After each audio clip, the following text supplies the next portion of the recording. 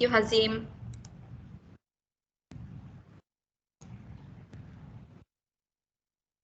Okay, so yes, it is recording. Okay, just to let you know. All right, so I think without further ado, let's begin. Right. The first thing that I want to do with all of you is that we're gonna have a icebreaker session. I know, but this is the way that we can actually get to know each other. Because Fatin and I, when we look at the participant names or at the attendees' name, we are not familiar at all because probably 99% of you are from UG and we are here in Georgetown campus. So I would say doing an icebreaker session is definitely a good thing. Okay, just to get to know each other, build that network, and yeah, getting to know each other better. Right. So there are two. Okay, don't worry, they are quite simple. So there are two. The first one is being my first trip. Okay. Yes, the topic or the title can be misleading, but I'm not asking you to recall where was your first trip because it can be many years ago. But this is basically referring to the fact that Malaysia will open or reopen our international borders on the 1st of April 2022. So yay. So now I want to know, okay, where are you guys planning to go now that our borders are reopening? Can you share in the chat box, or if you want, you can just unmute yourself and say it out loud. It's up to you.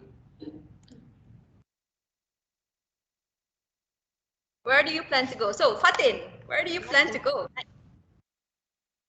Hi everyone. I'm Fatin, by the way. Um, I've no plans yet, but I'm thinking probably revisit Korea or probably go to New Zealand. I think that's in one of my wish lists also to go to New Zealand. So perhaps that. Okay, why? I don't know. New Zealand is so beautiful, so I'm going there for the view. I think. Okay. All right, excellent. Okay, so for the view, New Zealand, yes, definitely. Okay, I see Cheryl saying Bali. All right, Shirley saying not going anywhere at the moment. Well, it doesn't have to be in April. It can be at the end of the year or maybe next year. Well, what I'm asking is your first trip after, closing our borders. Okay, to a steamboat buffet restaurant with my friends on the weekend. Count as trip, right? Okay. If to leave the state, then up to Penang. Ah, okay. So you're planning to come down to Penang. All right, that's awesome. Anyone else?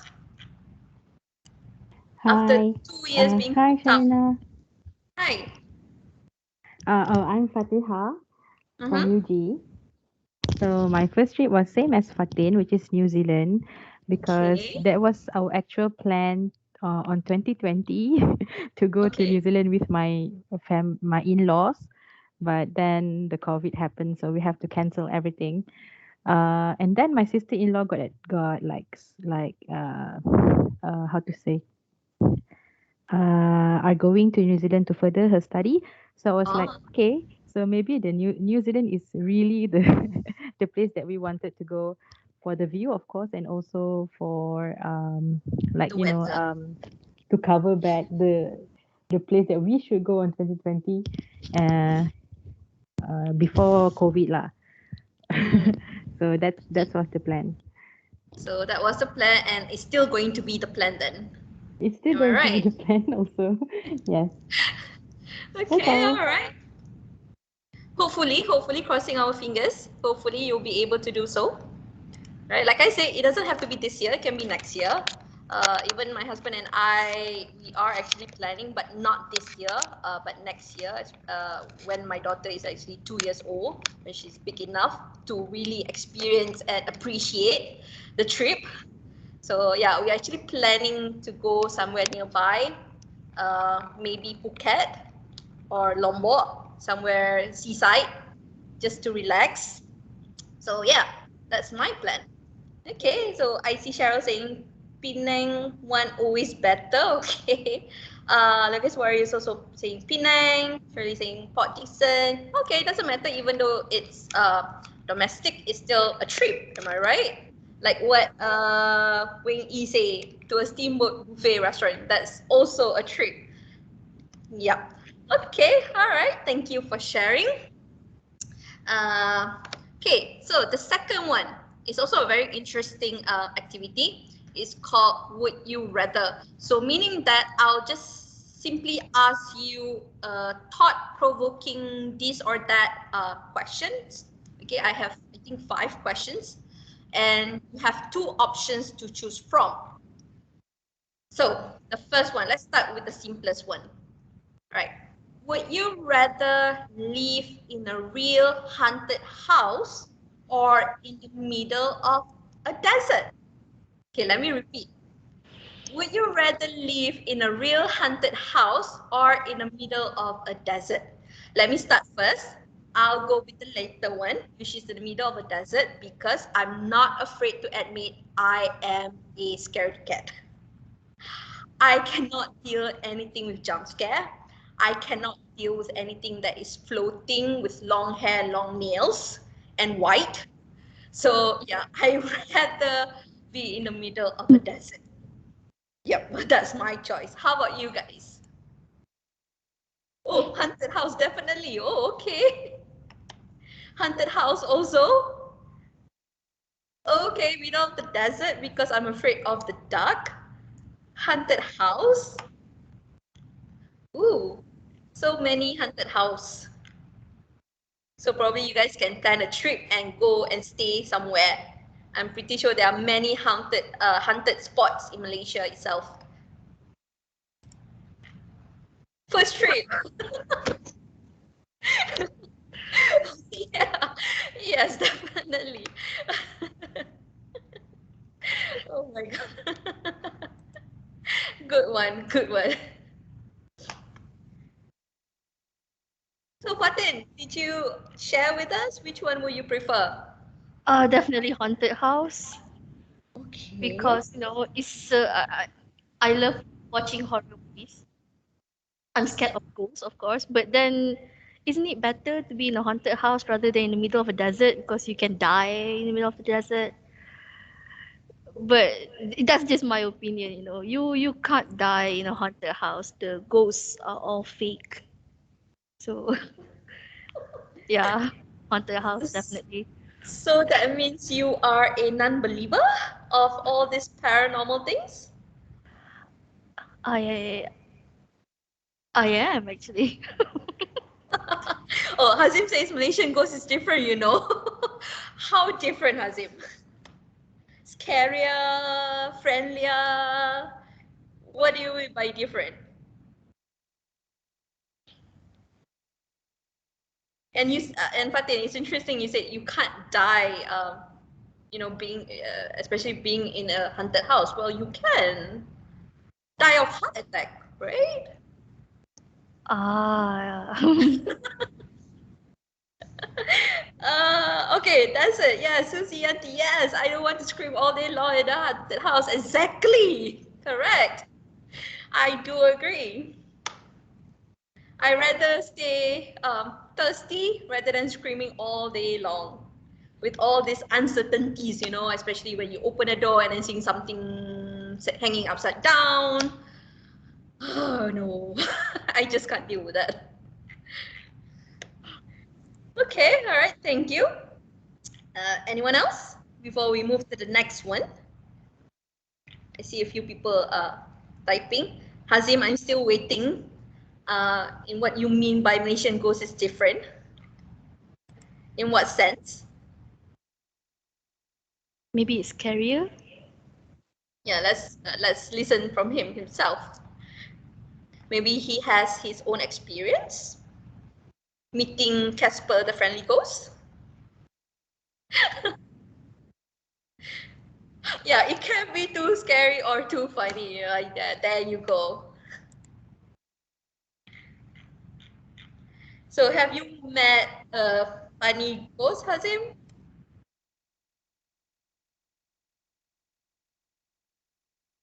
You can you can die of heart attack or laughing. Yes, I do agree. Yes. Okay, all right. Thank you very much. So the next one. Uh, let's see. Okay, this one is quite tricky. Would you rather go into the past and meet your ancestors, or go into the future and meet your great great grandchildren? Let me repeat. Would you rather go into the past and meet your ancestors, or go into the future and meet your great great grandchildren?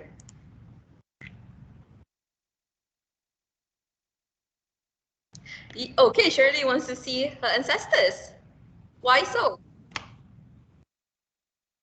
Grandchildren by Wei Yi. Yes, I agree with you. For me, I would prefer to see my grandchildren.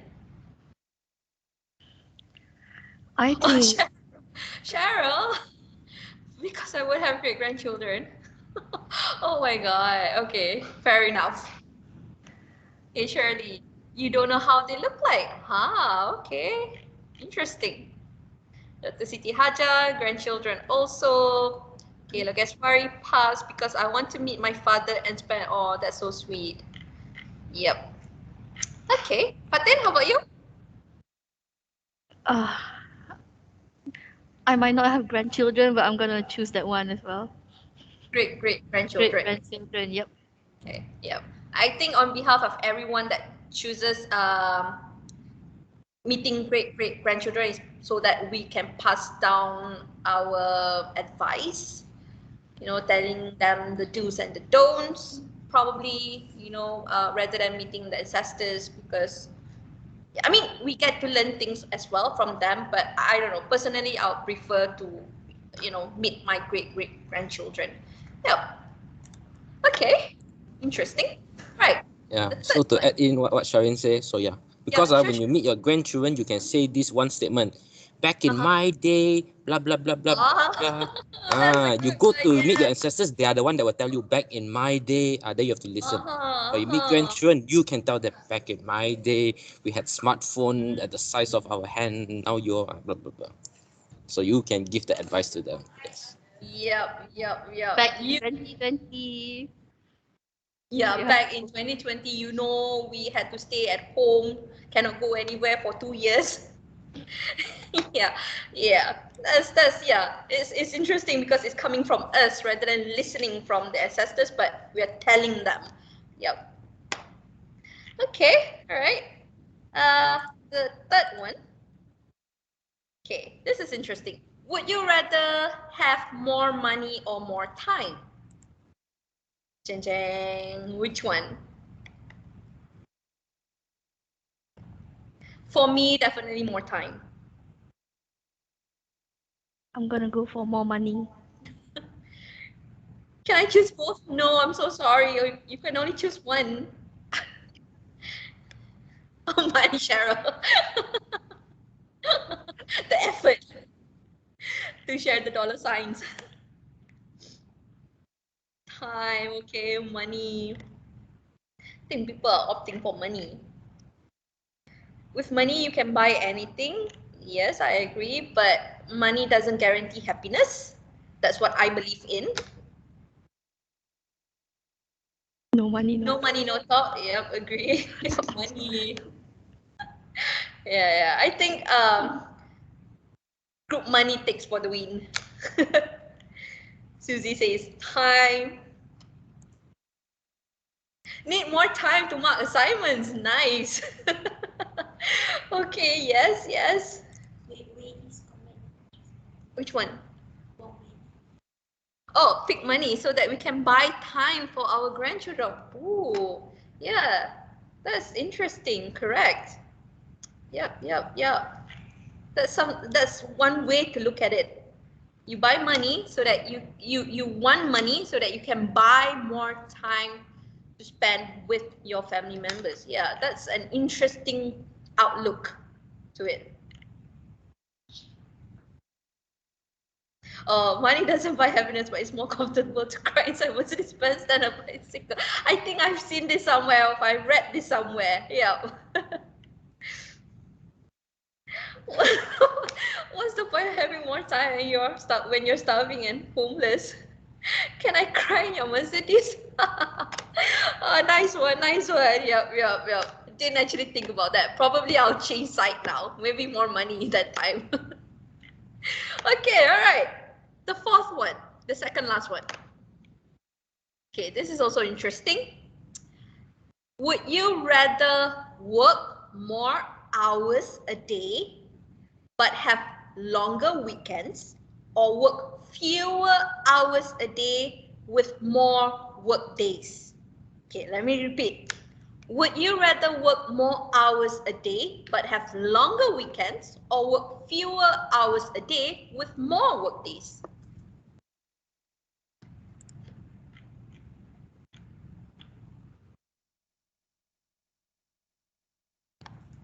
First choice, which is rather work more hours a day but have longer weekends. Okay. Longer weekends from Fatiha, and then Cheryl says longer hours. More hours a day, longer weekends, longer weekends, longer weekends. I think people are only looking at the longer weekends. So they're not realizing that they need to work long hours. But then referring back to our nature, our work nature, I think we do need to work long hours, isn't it? Sometimes even at night, you're still busy preparing slides, marking. Yep. So I think it's fair enough to say that, yeah, longer working hours with longer weekend. Yep, correct. Yep. Okay. All right, so I think we all agree on that. And the final one. This is very simple. Would you rather have a physical meeting with other co-workers or have an online meeting with other co-workers? Like the physical one or an online one? So Fatin, which one is your option? Physical or online? I mean, both have pros and cons. Hmm. Okay, I see everyone saying online. My God, why? I'm gonna go Yeah. for physical, I think, Why? because we can interact more and we can have more activities. I would say it's quite limited, when you have online meetings. So, can you imagine? We have like a seminar where we can have both staff from UG and PG together. So that would be fun. Yep. Okay, but I see a lot of them prefer online, especially by Cheryl. So I never have to leave my bed and my baju tidur. Yes, I do admit. Yes, I'm guilty at that. When I have my meetings with my colleagues or within my department, I don't usually switch on my webcam because of this reason. The Dr. Siti Hajar said, "Can I say it here? My PL is here." Oh my God. I guess it's a very sensitive question, Miss Sharina. But this is just for fun. It doesn't indicate anything, okay? It doesn't mean anything. Yes, Cheryl, I agree. So I can continue to cuddle with my cats too. Okay. Yeah, I do agree. I do agree.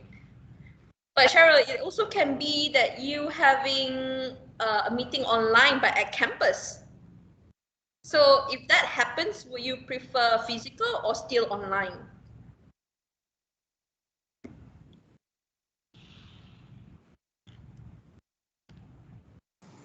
I guess to me depends on the meeting lah. So let's say like a normal meeting with my colleagues here, then I'll say online lah, cause I've seen their faces already, so I can go online. But if meeting, let's say at Penang, then I can travel to Penang, take it like a holiday. Then I'll Oh, prefer. okay. All right. So let's look at So the you type want of the physical part because you can have the your exploration and going to a new place, and yes. yeah, So if it's the killing two existing birds with colleague, one then we stone. stay online lah. Okay. So if you're there, you prefer it online because you don't want to see their faces. You don't want to be around them, but if it's somewhere else, you don't mind it being physical because yeah, you get to explore, get to take a break at the same time. Okay, all right. It's very interesting because both Rina and I are meeting online and meeting each other face to face right now. So, yeah, it's an interesting experience. Yep. She's actually sitting right in front of me, so that's why when I look at her. Okay, all right. Yes, thank you, everyone. So that's the last question. All right. So yeah, I hope with this we get to know each other better, even though not in detail or not in the intimate level, but at least we know a little bit. Okay, and maybe some of you can actually make a trip to a haunted house. Okay, all right. So yeah, that's the icebreaker session. So let's begin with the actual training. So just to establish this with all of you, this is a very how say a very relaxed training. So please feel free to interrupt, to share your experiences. Okay, we are here to learn. All right, it can be you sharing, can be us telling you something. All right, so it goes both ways. It's not just us giving you the input and then you listen. All right, so feel free to interrupt, feel free to say something. All right, it's either again type it in the chat box or unmute yourself. All right, okay, so the objective of this training is basically to provide lectures and stuff, right? We have stuff here as well, okay, with the knowledge to apply effective persuasion principles in their daily communication. So this is something that you can apply in your everyday talk, right? Everyday situation. It's not something that is very exclusive, okay? It can be something that even later, once you go back, you can try use this principle one of your family members. To be honest, after learning about these principles, I actually try out with my husband, and it does work. So probably later you can actually try with your spouse or even your kids, or maybe even your friends and family members, right? And see whether it works or not. Okay, right. So these are the three outcomes. The first one is we're going to look what is the difference between negotiation and persuasion, all right? And then the three basic means of persuasion, right? And then finally, being able to apply the seven principles of persuasion or influence, okay? Right, now, let me ask you this. When do you use persuasion? Share with us. So this is something that you have done in the past, all right? Maybe you can share us the situation and what was the outcome. Was it a good one or a bad one?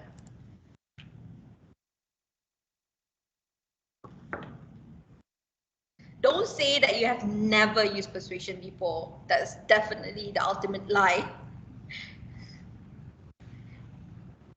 And who do you use it with? Yeah. Oh, okay. When I want to bring cat number 4 to home. Okay, so you were using this to persuade who? Your mom, Cheryl, or your other 3 cats? Still trying. Okay. All right, all right. Hopefully by the end of this training, you're able to persuade her and get cat number 4. So Fatin, can I guess that normally you use it with your mom? Okay. Was it always successful? When I was younger, but now that I'm older, I don't know why it doesn't work anymore. That's interesting.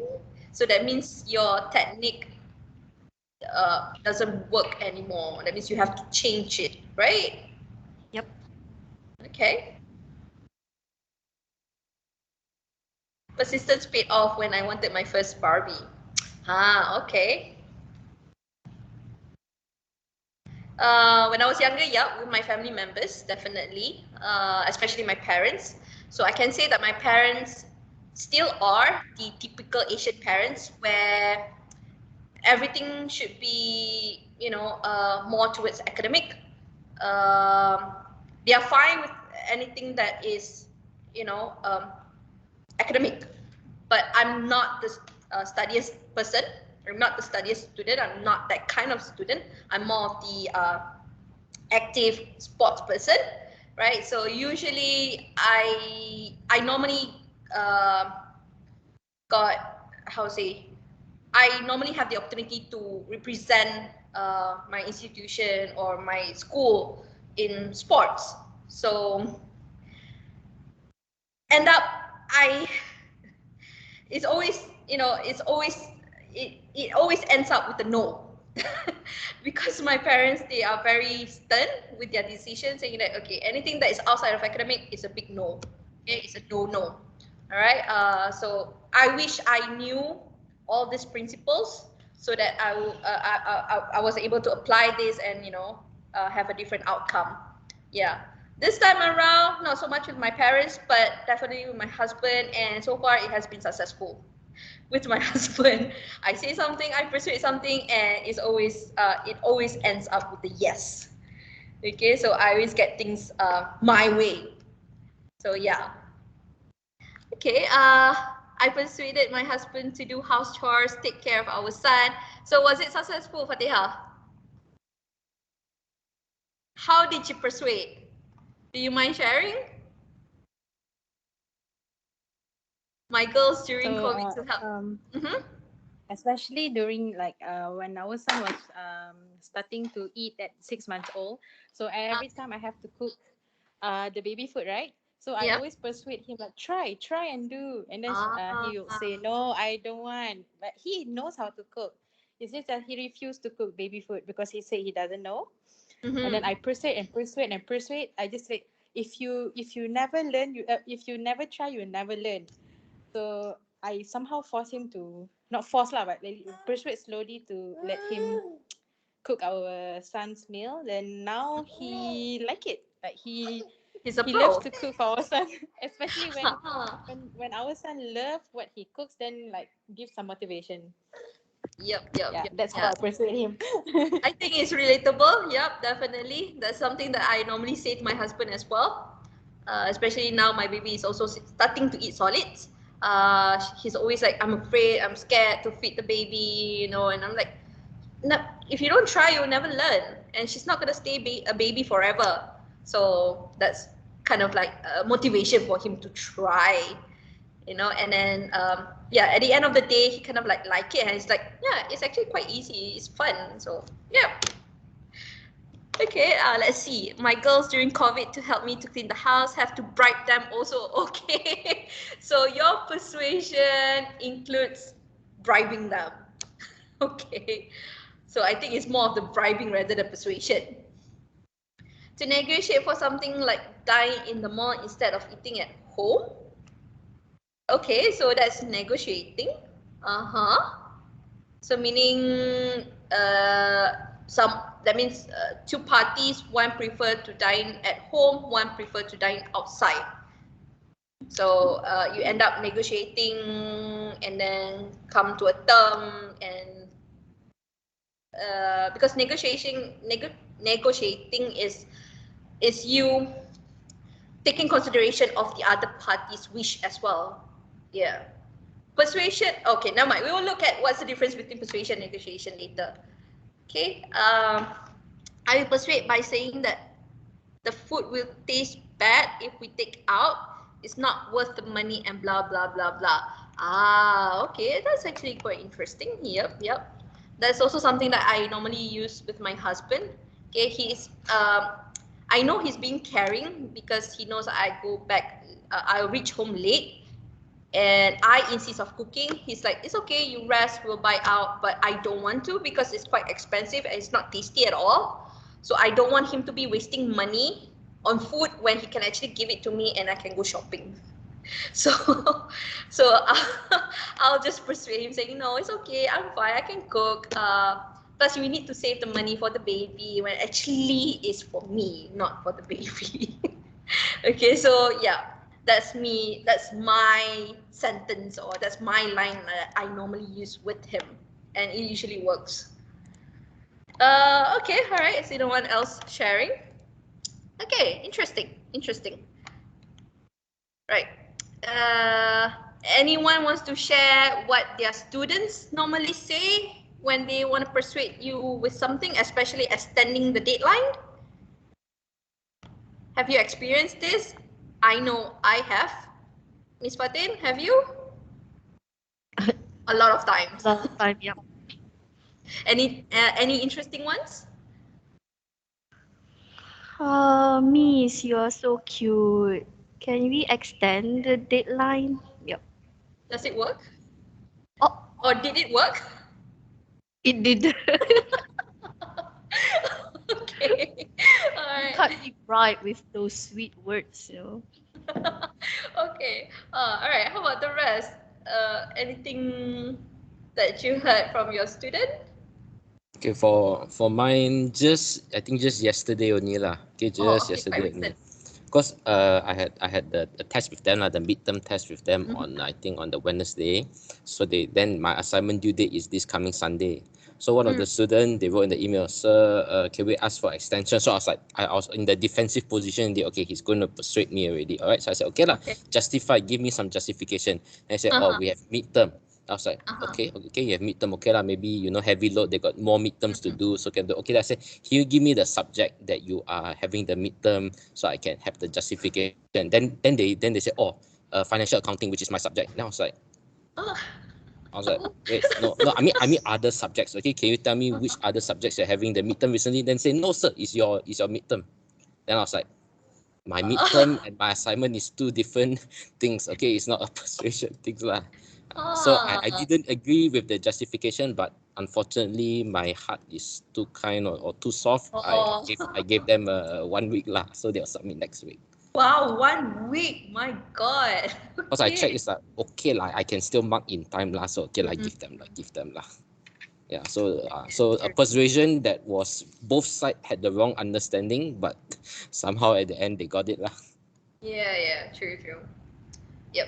Okay, interesting. Yeah, usually, yeah, I normally get that as well. Okay, unlike Miss Fatin, where her students say she's cute. I didn't get that, probably because I'm not cute.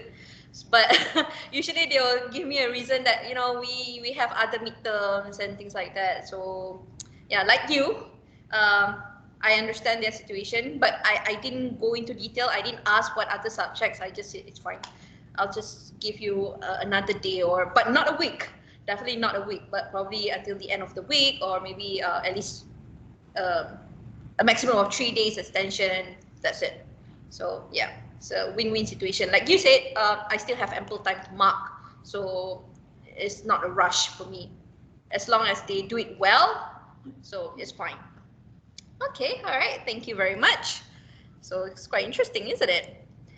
And it's funny that kids also, they have a way to persuade us parents. Um, my child is still 5 months old, so I haven't experienced it. But looking around, especially when you go to malls, especially toy stores, okay, you see babies screaming their lungs out, uh, throwing tantrums because they want a toy. And sometimes the parents, they give in, sometimes the parents just like no, and just leave the kid be, crying and screaming all the way. So what kind of parents you are? Do you normally give in, especially parents here, if you have kids? Did they try this with you?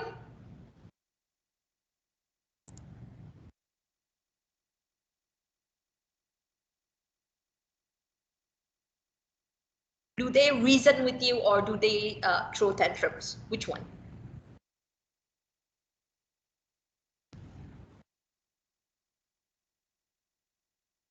Okay, still too small to persuade me. So yeah, same with me as well. So no experience.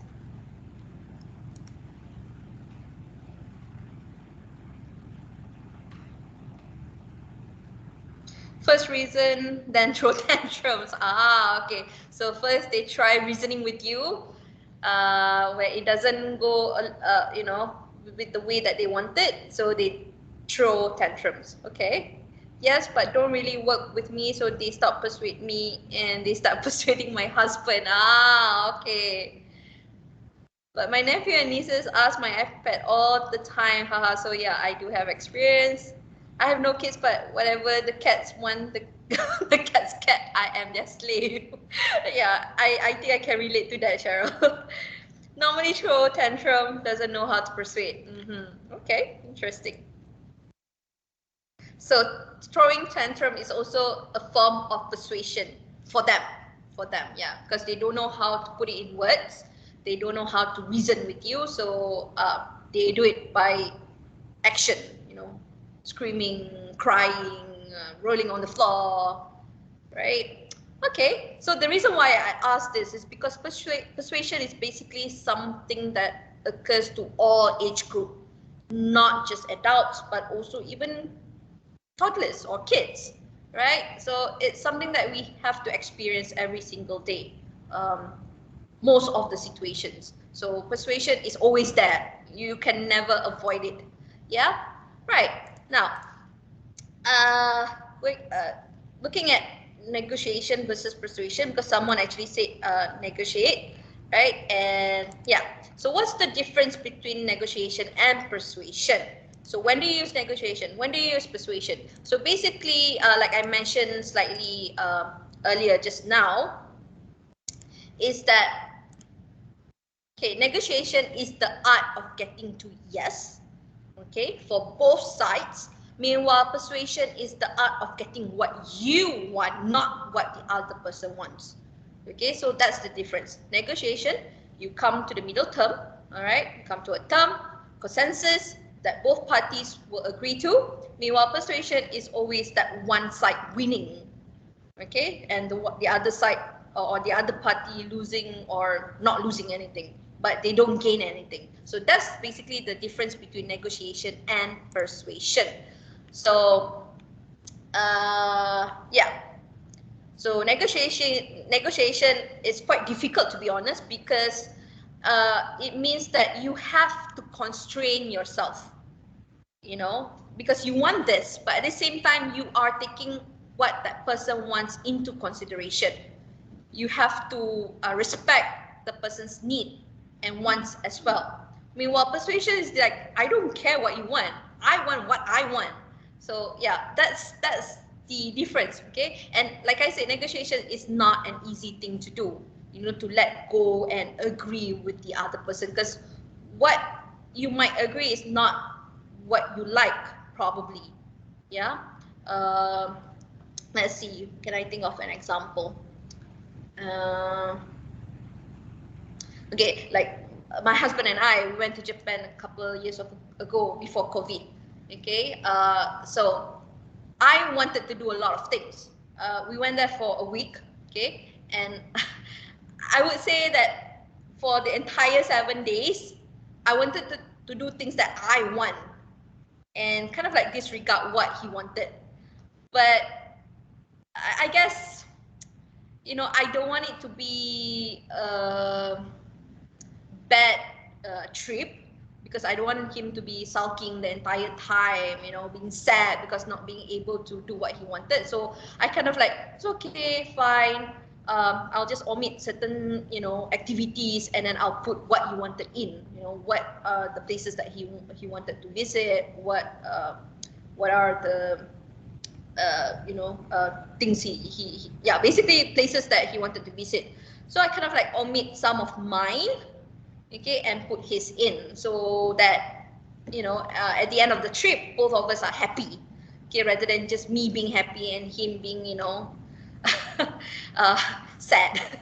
So yeah, that is me negotiating, even though it's not easy, because I had to remove some of my favorite activities for his activities. But at the end of the day, we both enjoyed the entire trip. So yeah, it wasn't easy, but it was worth it, I would say. Okay, so yeah, that is me negotiating. But of course now I don't negotiate, I persuade. I want what I want. Right? So yeah. Okay.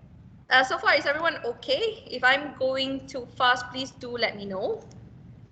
So far, everyone okay? So yeah, like I said, this is more of like sharing session. If you think there are experiences that you can relate to what I'm saying, so please share. All right. Okay.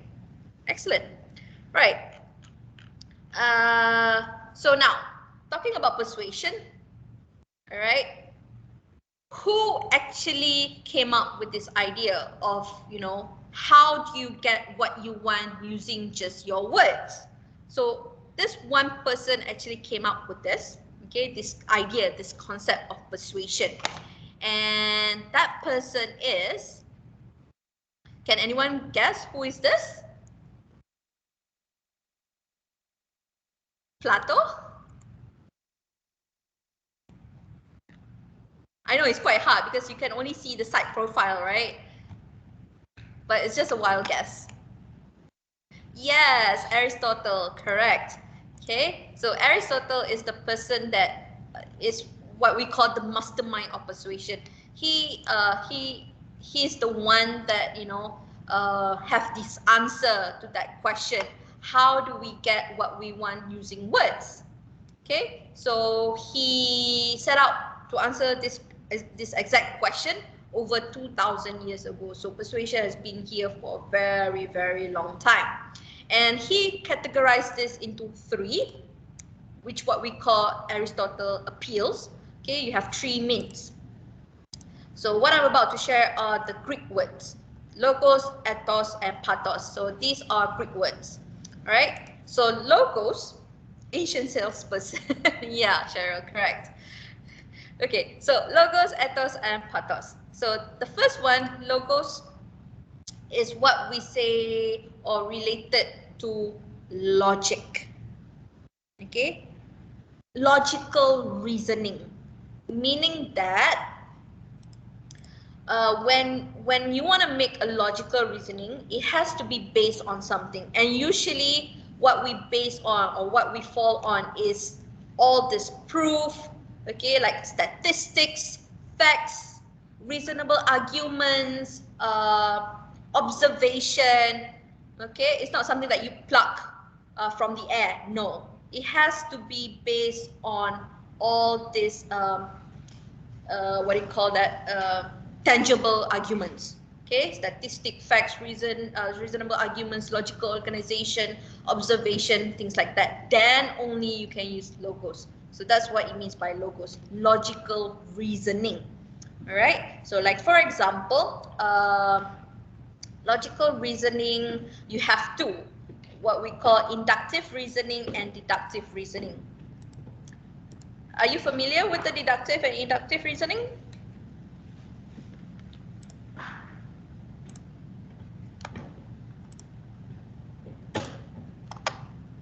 Are you familiar?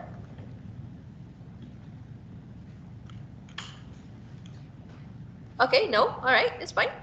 So deductive reasoning, hold on, yeah, where's my slides? Oh, okay, there you go.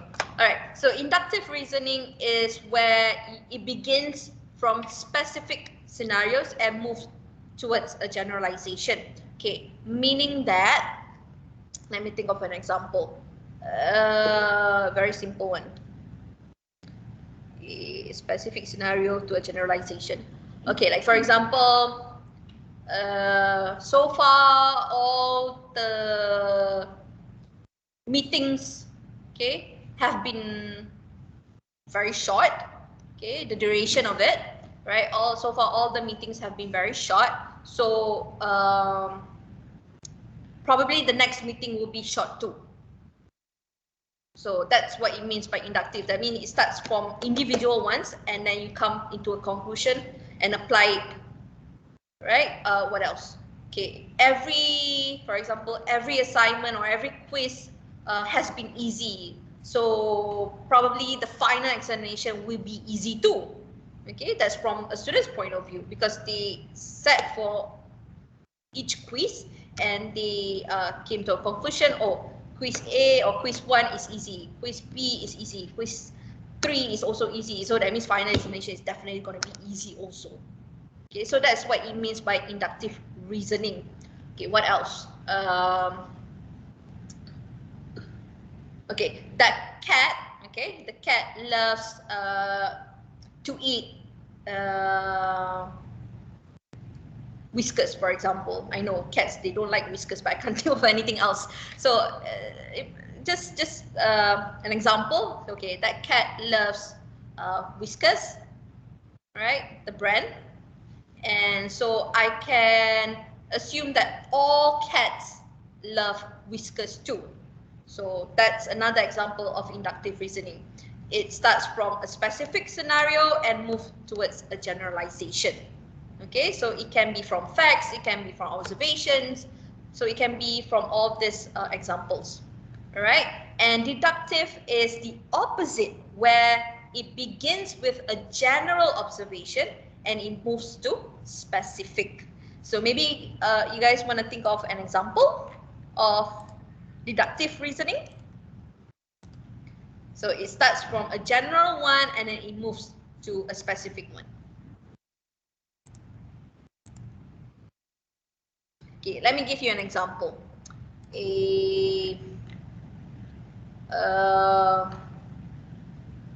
Okay, for example, at a conference, okay, all the people who presented were educators, and Fatin was in the conference, so therefore Fatin is also an educator.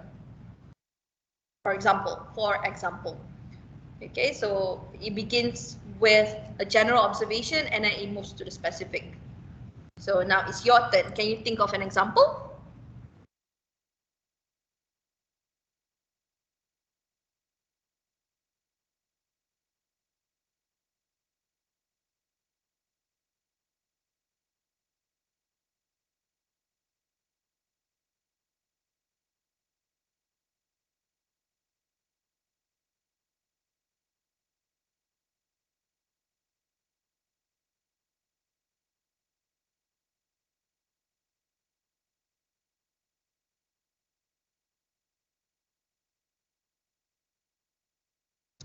Interesting. My wife gave birth to 3 daughters, thus my next child should be a daughter as well. Yep, it might not be true, but there's a possibility. Okay, because so far up to, daughter number 3, it's been a girl, or child number 3, it's been a girl, so my next child will be a girl as well. Yeah, that's interesting actually.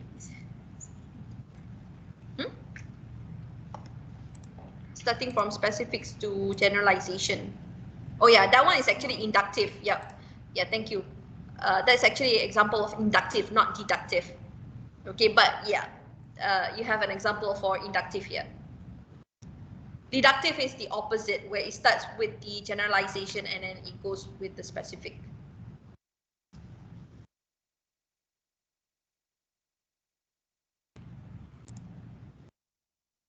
No, it's correct lah. It's deductive. 3 daughters, so that's the general one.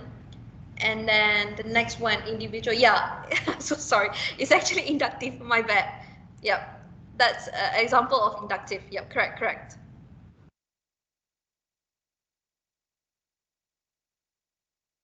So sorry for that. It's actually an example of inductive, yes. Because it starts from a general observation up until 3. Okay, it has been girls. And then the next one will be a girl as well. Yeah, that will be inductive. It's I have an example. It's like a simple one, like all can cook. That's the general observation. But when we go to specific, some can't. So that's just a simple example. Okay, so somehow it's like, yeah, it's somehow like, okay, all women can cook. Fatin is a woman, so Fatin can cook, Cannot cook. but actually cannot cook. But like I said, this is just a logical reasoning.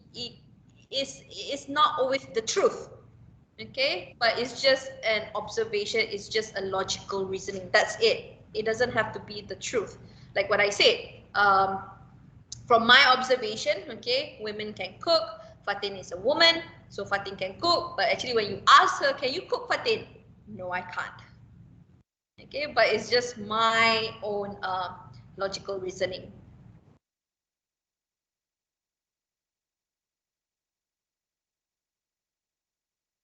Okay, in a restaurant at this point of time, each table orders dish Z. Thus, the next customer that walks in should order this Z as well. Yeah, true, correct. Okay, because so far the general observation, you see all the tables. Okay, everyone that comes in, they order this particular dish. So you can assume as the shop owner or the chef, okay, or the waiter thinking, the next person that walks in is definitely going to order this as well, because so far everyone has been ordering this. So yeah, correct.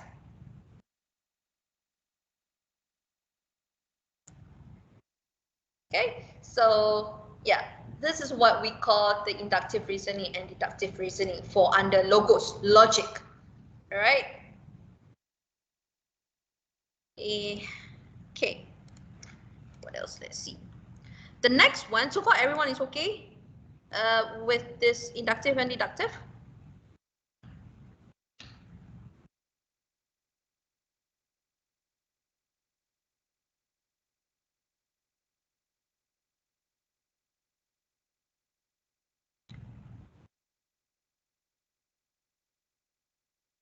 Okay. All right. Excellent. So the next one is the ethos. Okay. Moving on to ethos. Ethos is what we call personal credibility. Okay, that means how do you convince your audience or your listeners that you are believable, honest, and well informed. Okay, so that means okay, for example, like me being here. Okay, how do I convince you that I am believable, I am the right person for this? Is by telling you all this information that I know. So that means it's under well informed, although I'm not that well informed, but uh, I'm trying my best to share what I know.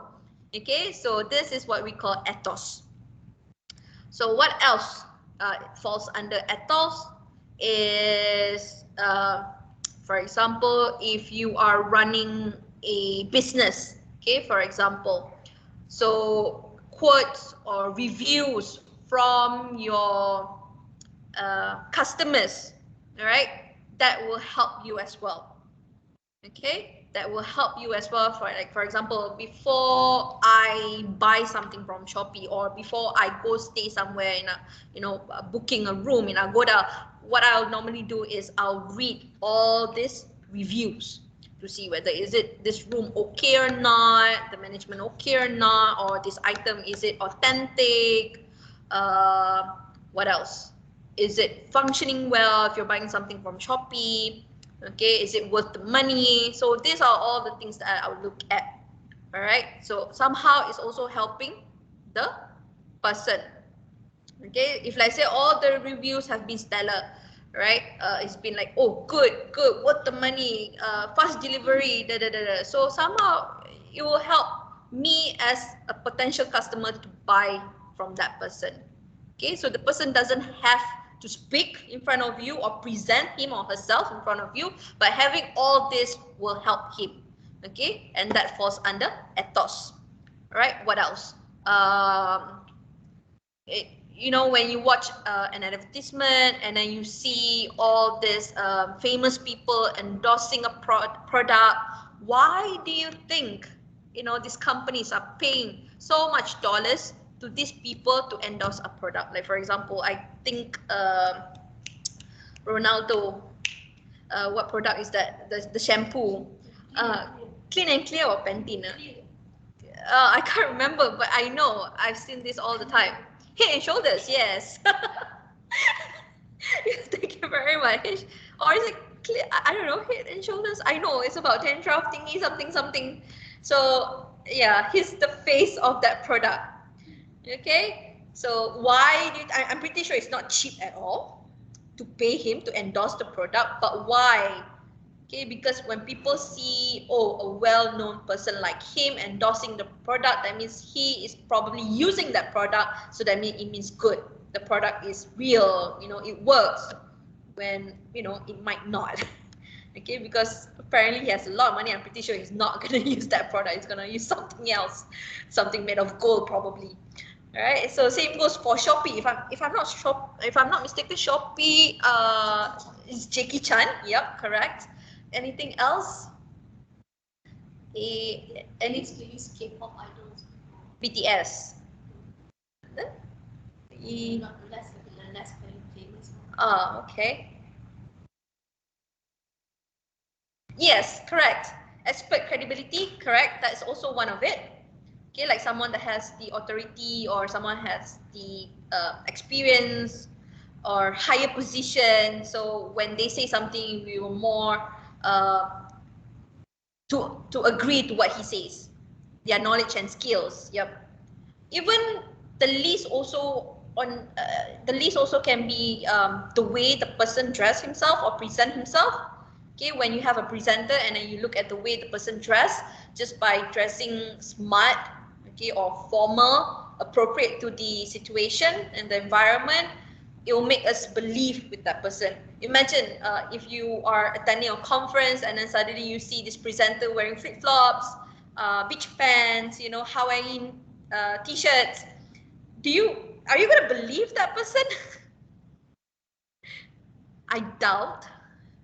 Unless that person is super famous, then yeah, like Elon Musk. If he's wearing like that, I'm pretty sure people are still gonna believe him. But if it's me wearing like that, you know, and then presenting, I'm pretty sure people will be like, is this person in the right place? Does our parent also consider as credible? Haha, like what my mom does. So I think everything is okay, so I follow her. It's because that person is your role model. You know that person. What we're talking about right now is strangers. Okay, strangers. So in a way, yes, because that person is someone that we look up to, someone that we know for our entire life. So automatically that person is already a credible source for you, right? But right now we are referring to strangers, someone that is not, you know, in your in your uh, in your group, not your friends. Okay, so this is what it means by personal credibility. I can't think of anything else.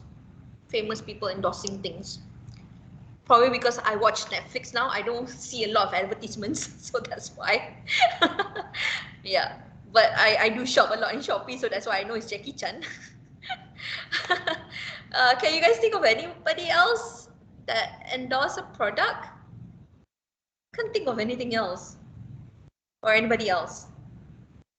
For a moment, McDonald's, yes, BTS, right?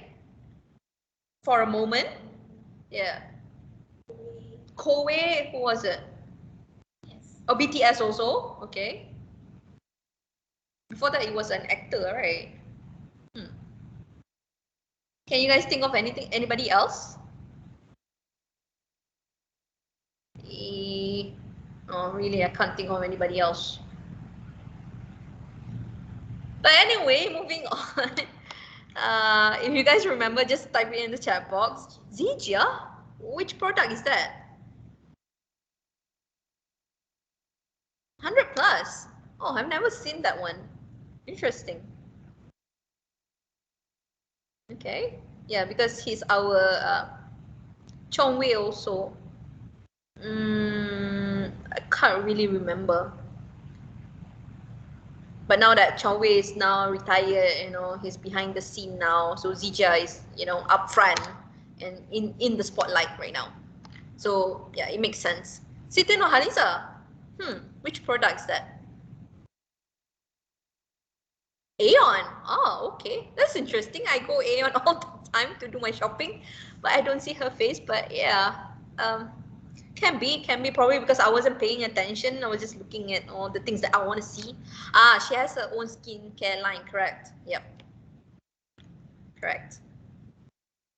So that's her endorsing her own product. I think a lot of celebrities, they do that, especially perfume, right? Most of the artists, they have their own signature scent. Okay, so yeah. All right, interesting. Okay, so that is what we call personal credibility. And then moving on, we have the last one, which is pathos. Okay, so pathos is also very common, commonly used for advertisements because it plays with, sorry, it plays with your emotions. Okay, so it kind of like evoke an emotion or a combination of emotions, right? It can be love, anger, disgust, fear, compassion, and patriotism. All right. So it can be by words. It can also be visual. All right. Yeah. Like for example, this one. Okay. When you see this, how do you feel right now? When you see those perfect toasty buns with generous amount of sesame seeds on top, okay, and then you have the fresh lettuce, and then you have perfectly sliced tomatoes, onions, and then you have that uh, melted cheese, cheddar cheese, all right, and then you have that luscious, juicy patty. So, what do you feel? Hungry, yes. Yummy. I can smell the beef. I want Ramly burger. Yes, Ramly burger, the best. To be honest, Ramly burger is even better than McDonald's. I mean, that's for me. I don't know about Patin. What do you feel? You just had McDonald's just now. Did you try the new one? The, so, what did you have? Nasi lemak. Oh, nasi lemak. Okay, never mind. Yeah, Ramly burger is the best. Definitely, yes. I do agree. I don't know what makes it so special, but it's just the best. It's like they have this secret ingredient or something. Okay? And it's even cheaper than McDonald's. Alright? So yeah. So the moment I show you this, even though probably you just had your lunch, but just me showing this kind of like evoke that emotion of, oh, I think I need to have this later. I need to eat this. Okay, so yeah. But but it's also interesting because they usually advertise it this way. All this McDonald's, all this fast food restaurants like McDonald's, KFC, what else? A Texas chicken, okay, Wendy's, all right, all these joints, they advertise it this way, but this is what you actually get. The one on the right. Is it true? Isn't it? They advertise it like how on the left, but the moment you got it, it's exactly the one on the right. Okay? And yet, people will still buy because of how it's portrayed, okay, how it's shown in all these advertisements, posters, all here and there. Okay, yeah, yes, we got the one on the left, right? Oh wait, the one on the left, you mean this one, the one that I'm pointing? For me, this is left. Is this the one? Oh, okay, the right. All right. Okay, yeah, because for me, this one is my left and this is my right. Okay, so it's very rare for you to actually get this. But I think Texas chicken, there is a possibility that you might get like how it's advertised, but not McDonald's definitely. KFC also, it depends on your luck. Sometimes it's exactly as how it's advertised, but from what I know in Japan, whatever that they advertise, even the quantity of items that they put in is exactly um, the one that you're gonna get. Okay, that's what I read in Japan. Okay, whatever that they advertise, that's what you're gonna get exactly the same, even to the amount of items arranged. Right, so that's how they really, take care of their customers, not lying to us like this. Right? Okay, how about this one? If I show you this, how do you feel?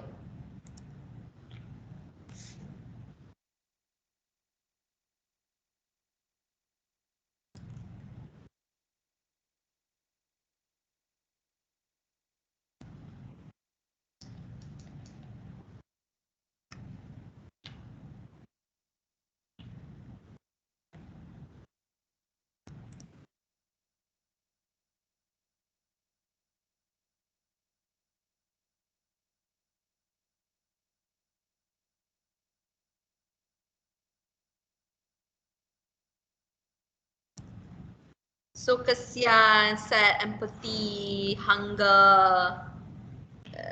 So you're saying that that person is hungry? Uh, Sorry about that. Okay, so you say hunger. That means that person is in the state of hunger, or are you being hungry looking at this? I think what you're trying to say is that when the state of that person, the condition the person is in is being hunger because hungry. That means because you can actually count the ribs, right? You can actually see all the ribs, and the person actually has no um, energy to even stand or walk, right? Yeah, very sad. So in a way, it kind of like evoke our emotion and also kind of like persuade us to appreciate the food that we have on our table, the roof that we have protecting us. So yeah, in a way, it's doing that to us just by looking at this picture. I don't need to explain. You don't need words, but just by looking at this picture, it's already telling you a lot of things, okay, and making you appreciate a lot of things, right? So it's a very interesting story behind this. So you can just Google this. It's a very well-known picture. I don't want to get into the details. Yeah, but it's a very very sad story. Okay, I think this picture actually won an award for best picture for a category. Yeah, it's quite it's not a recent picture. It's quite an old one, but still, it's a very impactful picture. That one I can how to say, what's the word? Uh, yeah, I can vouch. Yeah, thank you for that. I forgot that word. Yeah, I can vouch.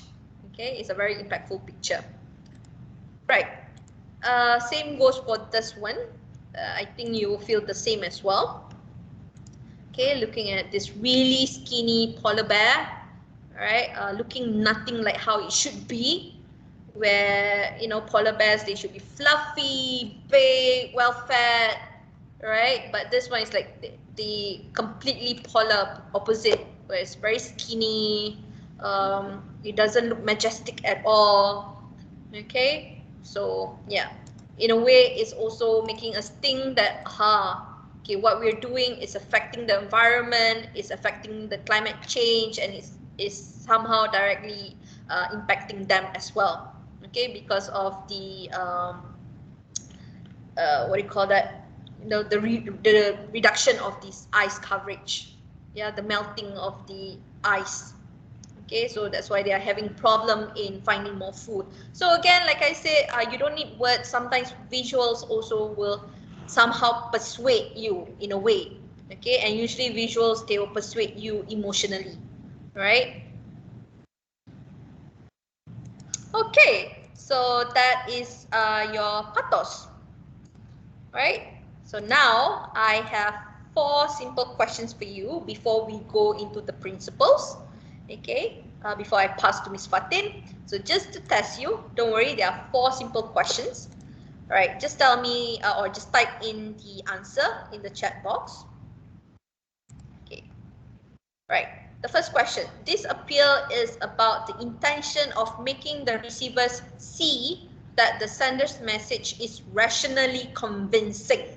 So is it logos, pathos, or ethos? If you don't remember, it's fine. I know it's because this is a Greek word. It's not a word or terms that we normally listen every single day. Okay, so Cheryl says pathos, which is B. Rationally convincing. So that means it's about logic. So logic is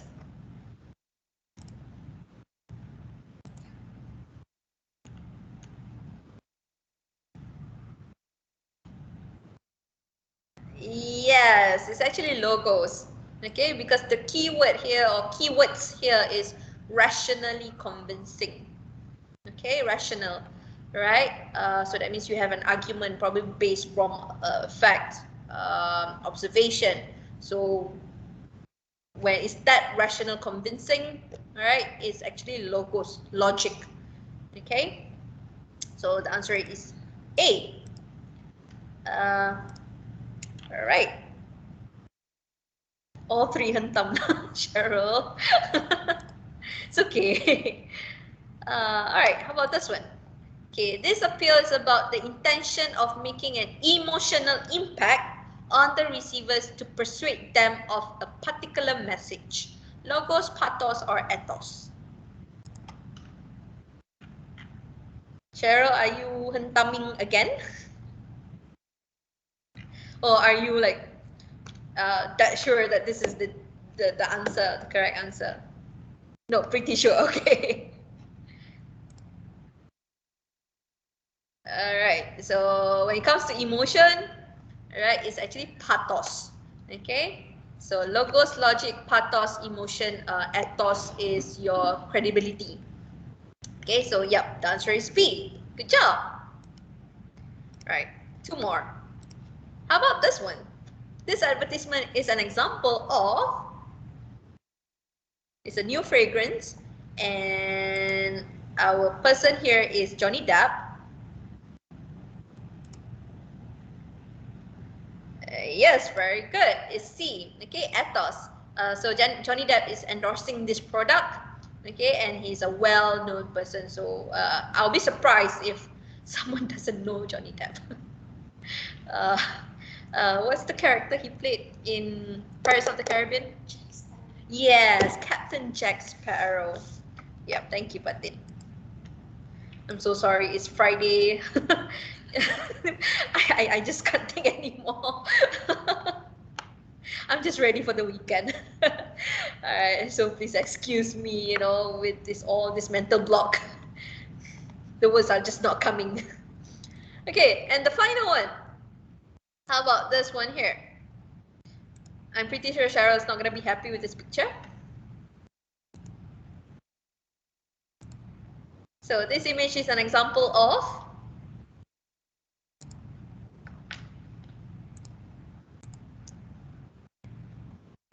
yes. Okay, it's actually pathos, B. It's not C, it's pathos. Pathos is for emotion. Alright, so looking at this picture, if you are a cat lover, or in general, an animal lover, seeing an animal behind a cage is always a sad thing. Okay, you definitely feel sympathy. If you don't, then I don't know, maybe you're not an animal lover. Yeah, but for me, I am a cat lover, and Fatin is also an animal lover. Cheryl is also an animal lover. So to see this is really heartbreaking. Yeah. Okay, so and when we talk about emotion being heartbreaking, sympathy, sad, all right, is pathos emotion B. Oh, my cat, yeah, same. Yeah, same, definitely same. Okay, and with that, I'm done with my part. So I'm just gonna give you a short break before we move to the 7 appeals. Uh, and it will be presented by Miss Fatin, or Fatin, I'm sorry, by Fatin. Okay, so just give you a 10-minute break, and we will start at 3:30. Okay, 3:30. Yeah. All right.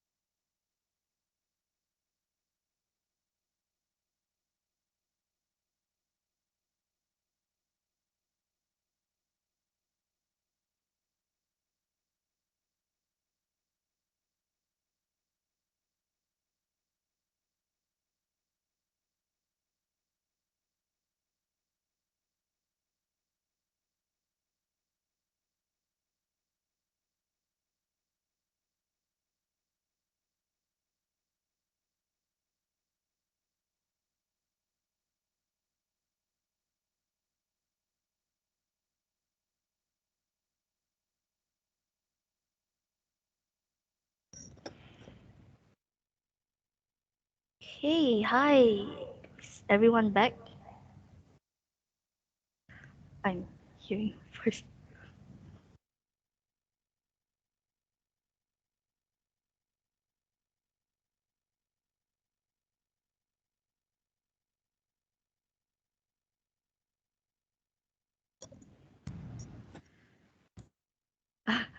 So everyone is like saying hi again. Okay. So again, like what Rina said just now, I understand this is a Friday and it's 3:30. It's basically the time where we get off work, right? Because we usually work until 3 o'clock. Bello Popoy Banana. What does it mean? Pop- ah, Minions. minions. I see.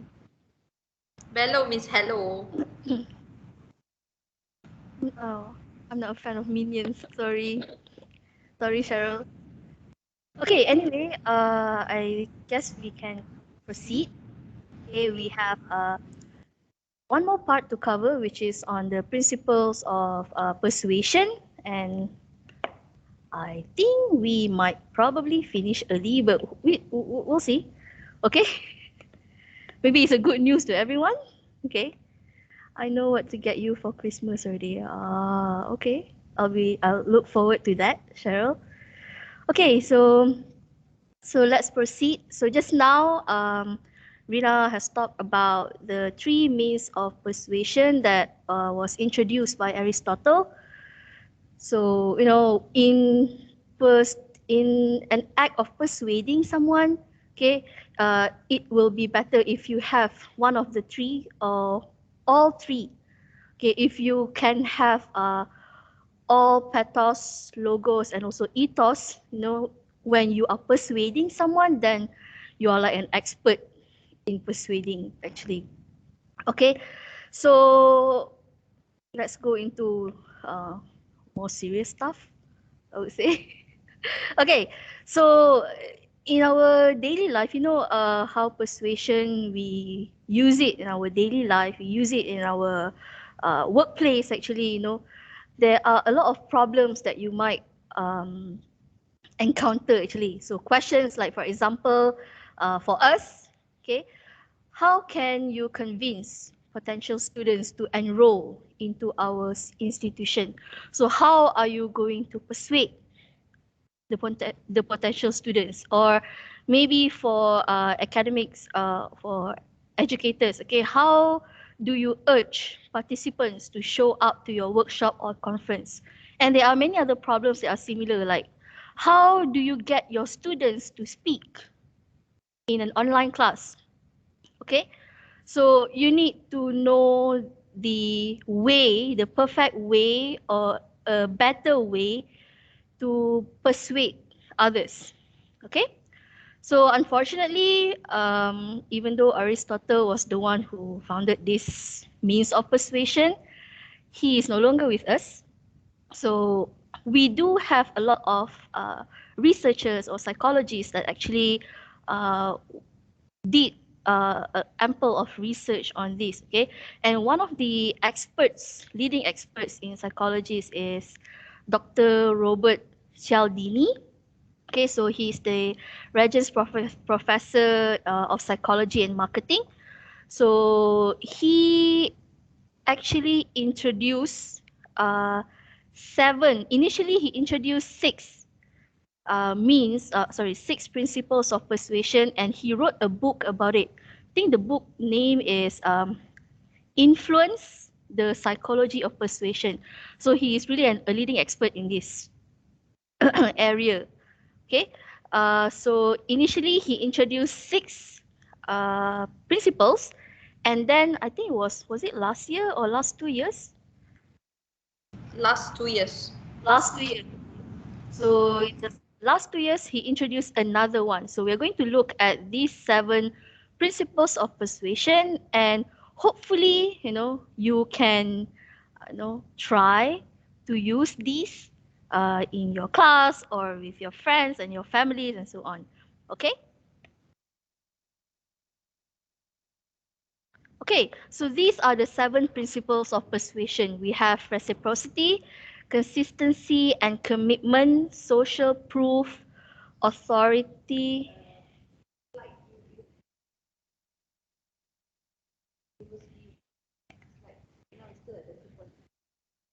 Is it? No? Oh, okay. So where was I? Social proof, authority, liking, scarcity, and unity. Okay, so these are what we call as the 7 weapons of influence. So basically, the word influence and persuade, they come hand in hand, they come together. So if you are able to persuade others, means you are really good in influencing others. So I think that's why the book itself is called Influence. Okay, so we will discuss these principles, okay, and see how we can apply them. Okay. Uh, Hopefully I'm not going too fast, yeah. Okay, so okay, the first one is reciprocity. Okay, so are you familiar with the word reciprocity? Anyone? No? Okay, so reciprocity is basically, okay, the definition is that our fundamental need and obligation to repay or return favors.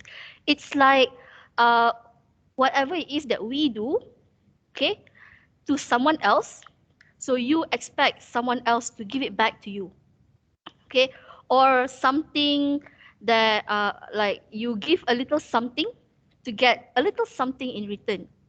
Okay, for example, I help Rina on something, so I am expecting her to do the same thing to me in the future if ever I need her help.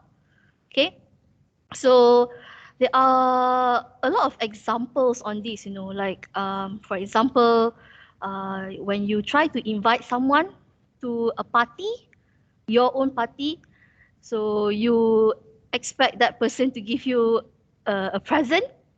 Okay, so if let's say that person did give you a present, so that person is probably going to expect the same. So when it comes to my birthday, you have to give me a present also. Okay. And I think this kind of this principle is very very popular in the food industry actually. You know how they like to give the samples, tasting samples. Okay, they provide a lot of free samples, and then we taste them. So right after we eat the samples, they expect you to buy them. Okay, and what else? Sephora, for example. You know how sometimes they do events where they give you free makeup, okay? And of course, they are going to expect you to buy their products, okay, their makeup and so on. Any example from you guys? You scratch my back, I scratch your back. That is exactly what it means by reciprocity. You scratch my back, I scratch your back. So, Rina, do you have anything to share? Like an example? It's interesting that you said, when we go to a supermarket, and usually you see this person holding a tray of, test samples, Yep. testing samples, and then people are picking and trying and eating. But the best part is, I always take and try, but I don't buy. Ah, But of okay. course, they were people who actually try, and then they actually went and oh, okay, so this is the box, and this is the product. Oh, okay, I'm gonna buy it because it tastes good, Mm. right? Mm. I So think I am one of those people, when I go and taste the free samples, I would feel bad, like, oh, I tried your food. So maybe I think it's right for me to buy that, not just for me to just eat that. Okay. What about the rest of you? Have you had this experience before on reciprocity? You like to try food samples. Yep. anyone Anyone else? else? I think there's also another example. It's quite recent, where I had my baby, and then I have people actually sending me gifts all the way from KL and other states. and I felt bad because when they had their baby, I didn't send anything. But thank God, some of them actually had another baby quite recently, right after I gave birth. So what I did was I sent a gift, you know. So the first time they had their baby, I didn't say anything. But when I had my baby, they sent me something. So when they had their second baby, that's where I sent back because I feel like, oh, I'm obliged to return or repay the favor because they bought something for my baby, and I feel like, okay, I need to do the same, you know. Yes, So yeah. exactly. That's a good example also. Oh, anyone else? What about the rest of you? Anything like maybe any of your experience with your students perhaps or with your kids? Cheryl is typing. Okay, let's wait.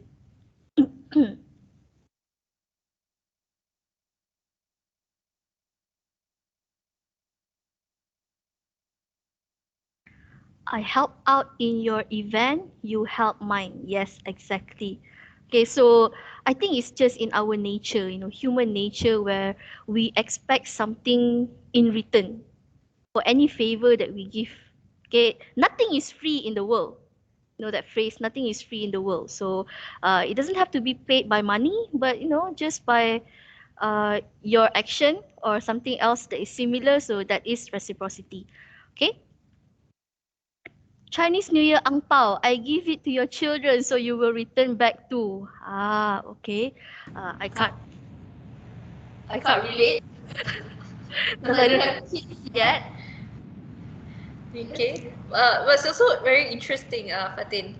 Even though, like you said, it's part of humans' nature, right? But there are people who actually take, and they don't give back. Yeah, that's true also. So, So, so I guess we need to persuade them even better. yep, Yeah, to make exactly. sure that they do repay or return the favor. Yep. Yeah. There was an interesting research actually. I think it's from the same expert. What was his name? Cialdini. Okay. There was a research that he actually looked into to get this principle of reciprocity. Actually, it's called a Mint research. If you're familiar with it, where I think this research was conducted in U.S. You know how in US, whenever you go to any restaurants, you will have to give tips to the waiter and the waitresses, right? So they try to do this research where they did this study where every time like a table or an individual finish eating, then the waiter or the waitress will go and give 1 mint to them. That's why they call it mint research actually. So they give 1 mint. Okay, or maybe for some other people they give 2 mints, 3 mints. Actually, when they did that research, right, the result that they found was when you give them the mint, your tips will actually increase. I think if I'm not wrong, for 1 mint, the tip will increase for 20%. Okay, if let's say the waiter gives 2 mints, then it will probably increase by 43% if I'm not wrong. So you see, this is actually, uh, I think this level, what am I saying? I'm so sorry because, again, like what Rina said, is already in the afternoon, and they are, I'm having mental block as well. Okay, so yeah, so actually this research actually kind of proved that whenever you do kind of like an act of kindness or any favor to someone else, then you will get back what you deserve. Okay, so that's good in persuading. Maybe you can try that. Okay, newlyweds are encouraged quickly have kids in order to recoup their losses during Chinese New Year. I see. It- well, I guess that goes the same with Malay families as well, right? You I don't know, you have to get kids, and then your kids will of course get duit raya also. But So their money is their money, it's not ours. well, that's true also. Okay. Okay. So But if you don't mind, can I share another example that I can yeah, think sure. of?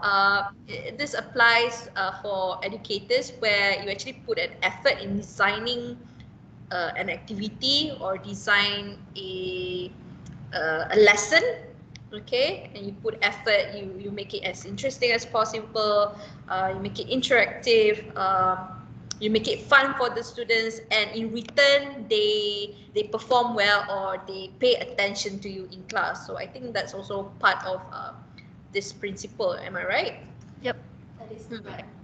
Because the students feel that they need to return the favor of the effort given by the educator or the instructor in designing all this, and and they paid by maybe scoring well in the exam, asking questions, paying attention, participate. So I would say, yeah, it's also another example. But I believe I had students like this where I put an effort in designing my slides. Okay, I put a lot of animation.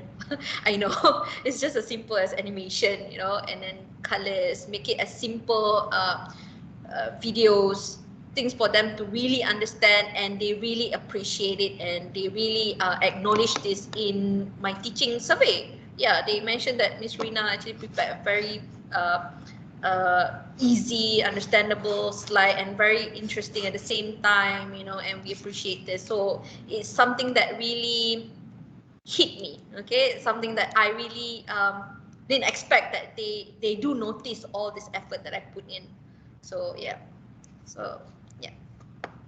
So yeah, it would be good to, just whatever it is that you're doing right now, I think probably you're doing good, but maybe you can just step back and then think of maybe when you are teaching, there must be a reason why your students are not really responding well to what you're doing. Okay, maybe you want to try to do this, like what Miss Rina said, try to put in more effort and then do a lot of animation, and then probably they will like it. Okay. So that is one, reciprocity. The next one that we will look at is, I'm sorry, I'm not quite familiar with, we are actually using Canva and I'm not quite familiar with Canva, so I'm a bit slow in this. Okay, so the second one is consistency and also commitment. So basically, this principle is based on the fact that people like to be consistent with the things that they have previously said or done. Okay, so we, again, human nature, we like to be as consistent as possible. Okay, people will try to be, you try to appear as consistent as possible in terms of your words, in terms of your action. Okay, especially in the workplace, you might get in trouble if you're not committed enough or if you're not consistent enough. Okay. So I'm not sure whether you are familiar with this. There is one technique actually that we call a foot in the door technique. Have you heard of the technique before? It is actually very similar to the concept of consistency and commitment. Are you familiar with it? The foot in the But door. sorry, Fatin, can you repeat that technique again? Because I think I lost you for a moment there. The Ah, line wasn't clear. uh, foot in the door technique. Cheryl, do you remember about it? You've heard about it before?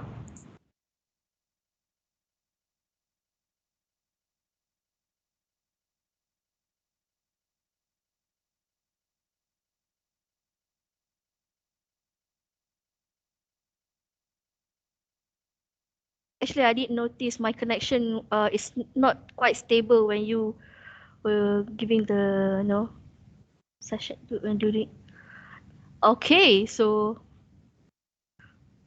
compliance tactic that aims at getting a person to agree to a large request by having them agree to a modest request first. This technique works by creating a connection between the person asking for a request and the person that is being asked. Yes, exactly. Okay, where it's like, usually you start small. Okay, maybe you can ask for a small request, and then that person would agree to that request, and then after that you might increase up the ante a bit. Okay, um, ask for a larger request, and then again, because that person is already committed to it, okay, and the person again might feel like they want to be consistent, so they would agree to the request again, and then same thing happens. So that is the foot in the door technique. Okay, one good example is, I'm not sure whether you guys experienced this or not, but I've experienced this with Astro before. If you have Astro, where at first they will give you like a trial, um, you know you can have like a 1 month free. You have all channels in Astro, and then after that they say, okay, you can pay after a certain month, and then after that they are going to keep on calling you and also giving some uh, offer here and there. So yeah, it does annoy me a lot actually. But if you already have Astro, sometimes you feel like, yeah, I think it might be a good idea to actually take that offer.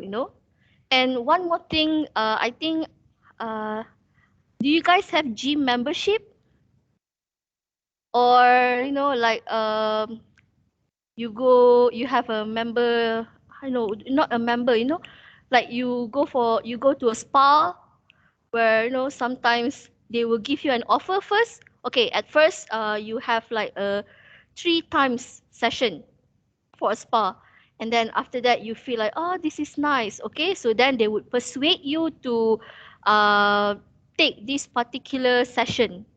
Okay, this particular, what do we call that, like a package, where you have 10 sessions with this certain amount of price. Okay, and then you will agree to it, and then after that they will again ask for a larger request. After that, since you agree to this, maybe you can look at this package as well. Something is inclusive, but then there is something more.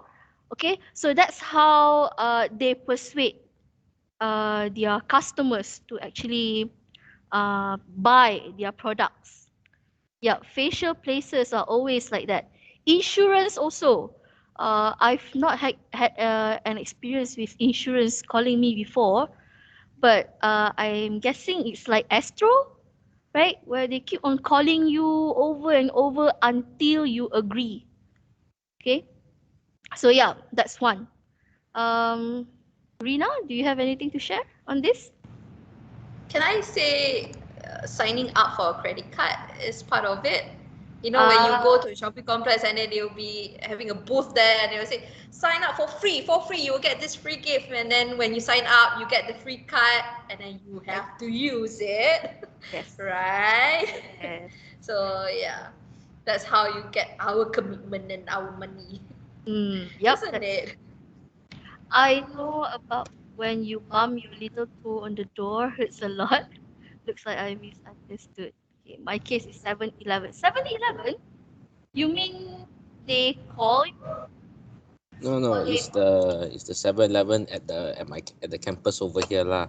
So one time I Ah, just come, then the guy will come in. He will say, "Oh, today here discount." So I was like, "Okay, lah, oh, buy for ah, my niece, buy for my nephew."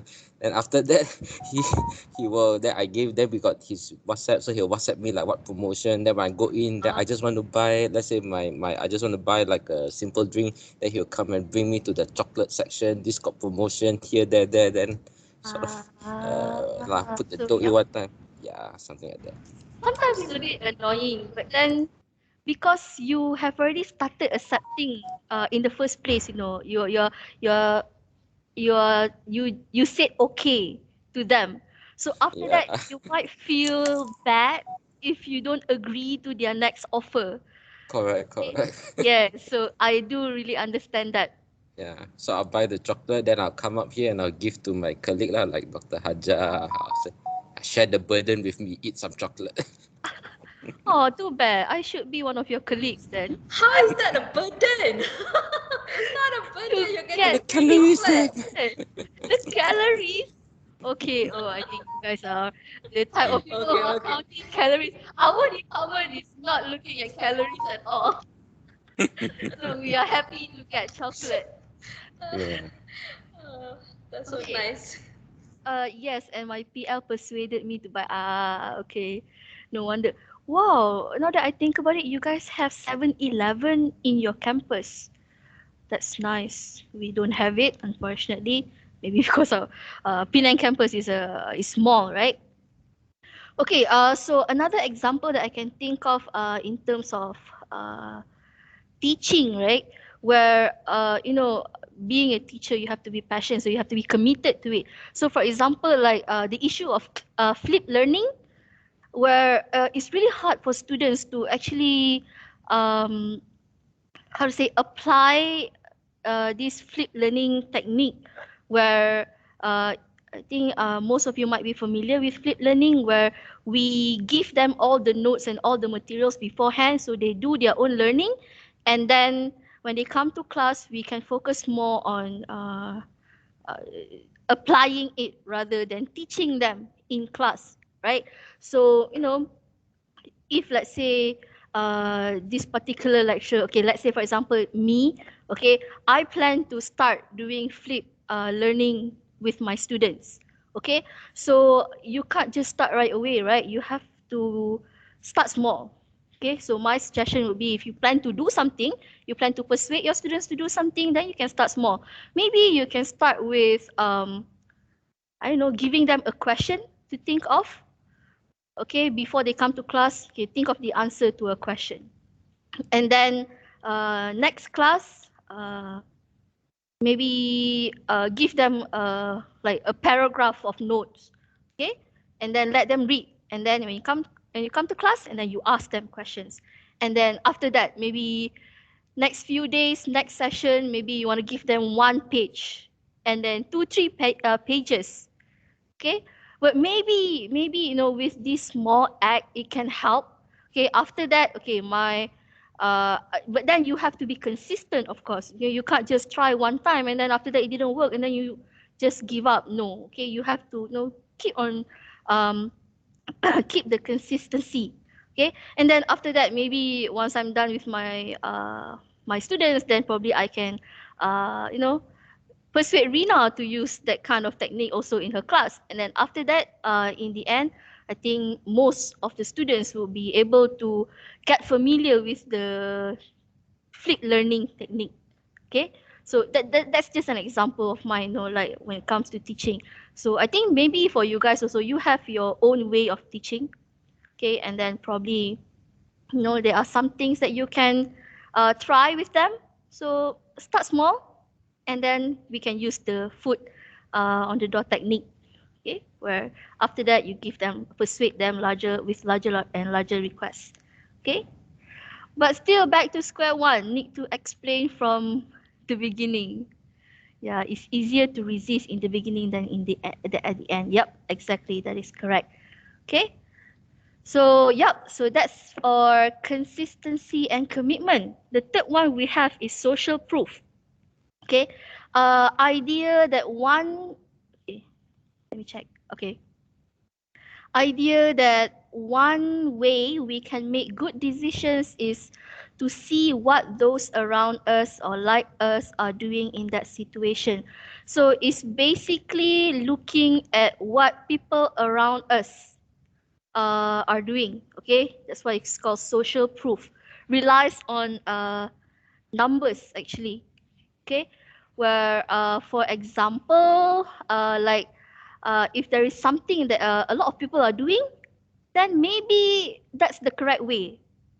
Okay, so that is the meaning of social proof. For example, um, okay, interesting. There is one thing that happened to me before. I went back to Negeri Sembilan, my kampung. Okay, and then we stopped at an R&R, and then R&R there are restaurants, right?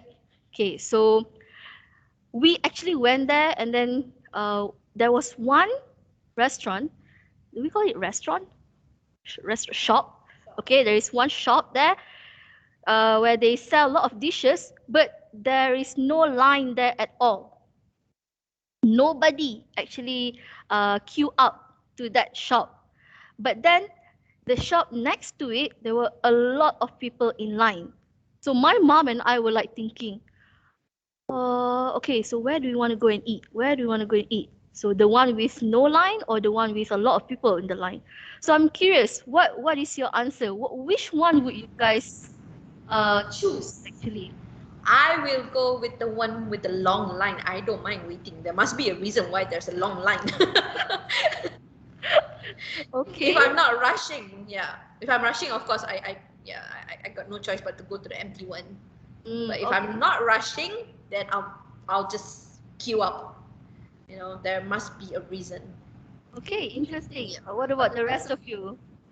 Shirley said, I don't mind queuing up. Okay. The more the merrier. Exactly. So actually, yeah, that's what my mom and I did as well. Okay. My mom was like whispering to me that time. I still remember.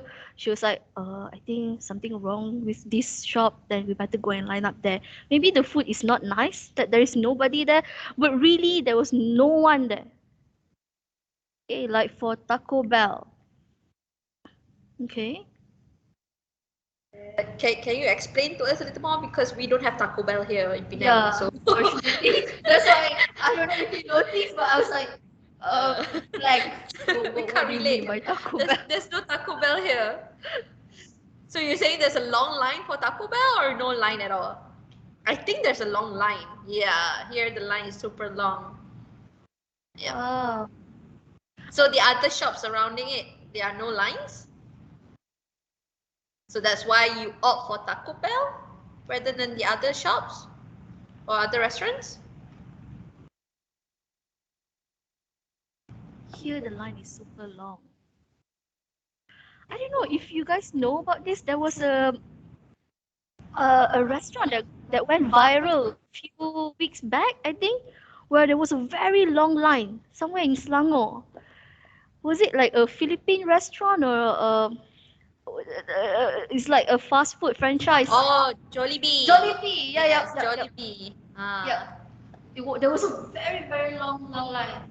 So yeah, that's an example of social proof, because we see a lot of people. Sorry, can you mute? So if we see a lot of people, then that is like a social proof, that's like an evidence that, it must be good. So that's why you be willing to just stand in the line, even though it takes you like hours, okay, just to eat in that restaurant. Okay, Jollibee, is it Jollibee or Jollibee? I think it's Jollibee, right? Long line at Jollibee kena tipuan. I had in Hong Kong and it was overrated. Really? I see. So yeah, actually, this is not a new fast food franchise, but right now I'm staying in Sungai Petani. Actually, I think few years back also, I think it was before MCO, where near Amanjaya Mall, they just built at McDonald's there. So people got very what do we call that? Jakun. uh, Culture shock. Okay, by it. And then I remember when I drove along Amanjaya Mall, there was a very long line for drive-through. So interesting, how new things, and then you see a lot of people there, so you feel interested and you feel attracted to doing the same thing. The one in Sunway is super long queue. People always lining up. So Jollibee as well. New toilet. New toilet? No, it's a drive-through actually. So yeah. So that is an example of social proof. I think this one is like um, uh, a food industry, fast food franchise and so on. They restaurant they always use this, and then they have a long line, and then they can just take a picture of it and then put it in their social media like Instagram, and then after that people will get attracted to it. Chinese have a saying, new toilet, nice to Okay. Okay, so that is an example of referring to new outlets. I see. Okay, so Okay, I think there's also another example, very similar to this. Even in education field, like especially for students, right? If you notice, if let's say that one course has multiple groups or multiple classes, right? And students they have options to choose which class they want to join. Is it belongs to me, belongs to Fateh, or belongs to me, or belongs to another colleague of ours? So students will see, okay, how many students are in that class, and they tend to go with the one with the most students. Probably they're thinking, okay, why is this class have many students and this class none? Probably because this lecturer is mean, not mm, fun. So I think it's yep. the same concept also, right? Yes, yes, exactly. My personal experience while I was looking for my supervisor for my masters before, uh, I actually asked around. I asked my batch mates like, which lecturer do you think is like nicer, okay, and not, how supervisors are, they are tend to be very strict also. So I asked around, and after that they say that, okay, this particular lecturer is nice, this one is also nice but a little bit strict. So that's how you get uh, the idea of social proof actually. Okay, so that's for social proof. Anything else? Yes, I see. Sorry, I have so many examples. And then the other one also, I would say, even okay, this one goes back to the restaurant, the food industry, where if you go to a restaurant, okay, and then you see the menu, and then you notice that there's a star, or there's a chef hat, right? And for me personally, I'll tend to order the ones with the chef's hat symbol or asterisk, because in a way it's telling me, okay, this is famous, people Yep. tend to order this, so it must be good, even though it's pricier than the other menus. Okay, and it's interesting because there's no review, there's no feedback, but I'm only relying on this one particular symbol or icon, and that's it. Yep, Yeah. exactly. That's also very good example of social proof. Me too. I choose the one with the light sign. Yep. Sometimes you don't know, whether it's true that that dish is actually popular or not. Okay, it's written there chef's recommendation where the restaurant has just opened, but still the most popular dish with a light. Okay, so but still you tend to be pulled towards ordering that menu actually. I choose the one with To the the chili chili sign. side. That makes you I like think spicy. I think probably Rina can relate to this. I probably can't. Okay. Your PL. So you like spicy food. Oh, so you guys can have a date later. Maybe ask for extra spicy Ramly burger. And then go to haunted house or something because I saw the messages in the chat box just now. Okay. So yeah. So that is for social proof. Okay, so the next one we have is authority. So I think this is mentioned. This is mentioned just now by Rina, where when she talked about ethos, right? Where it's more on looking up at others, looking at others, how they are, and then you are probably influenced or persuaded by that particular person. Okay, so basically the principle is all about our tendency to believe and feel more comfortable with authoritative figures.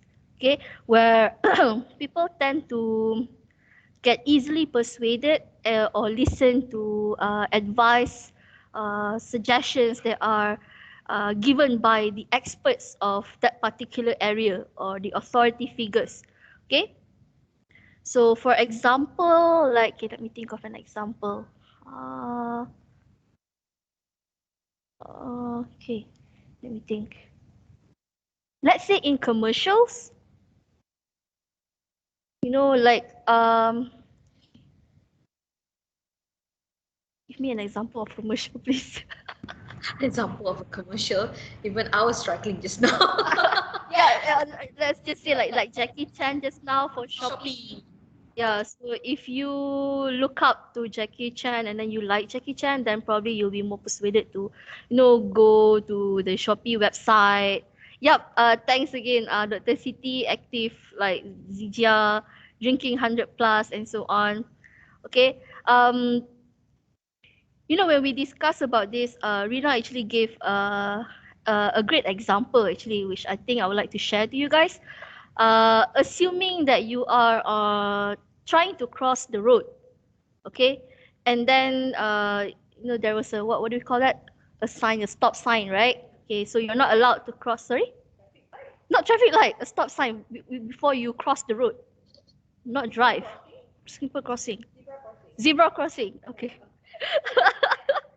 Okay, so you are standing there, waiting for the walk sign, okay, to appear to cross the road, and then imagine you seeing a little kid in front of you suddenly just cross the road. A little kid, like probably let's say a 10-year-old kid, just walk in front of you, just cross the road. I mean, so would you care to follow that boy or that girl and cross the road as well? What do you think? Okay, Rina just shook her head, so I'm guessing no. What about the rest of you? Would you cross the road following that particular kid just because that kid, crossed the road?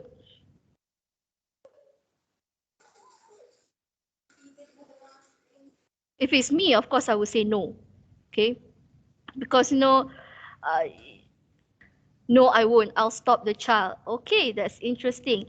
Now, another situation where you see a man, wearing in a business suit, okay, wearing blazer, and then it looks like a businessman, okay, crossing the road.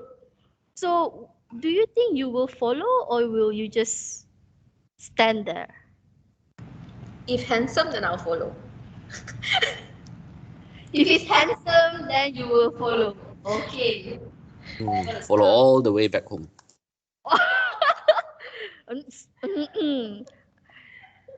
Remember, you have a husband now.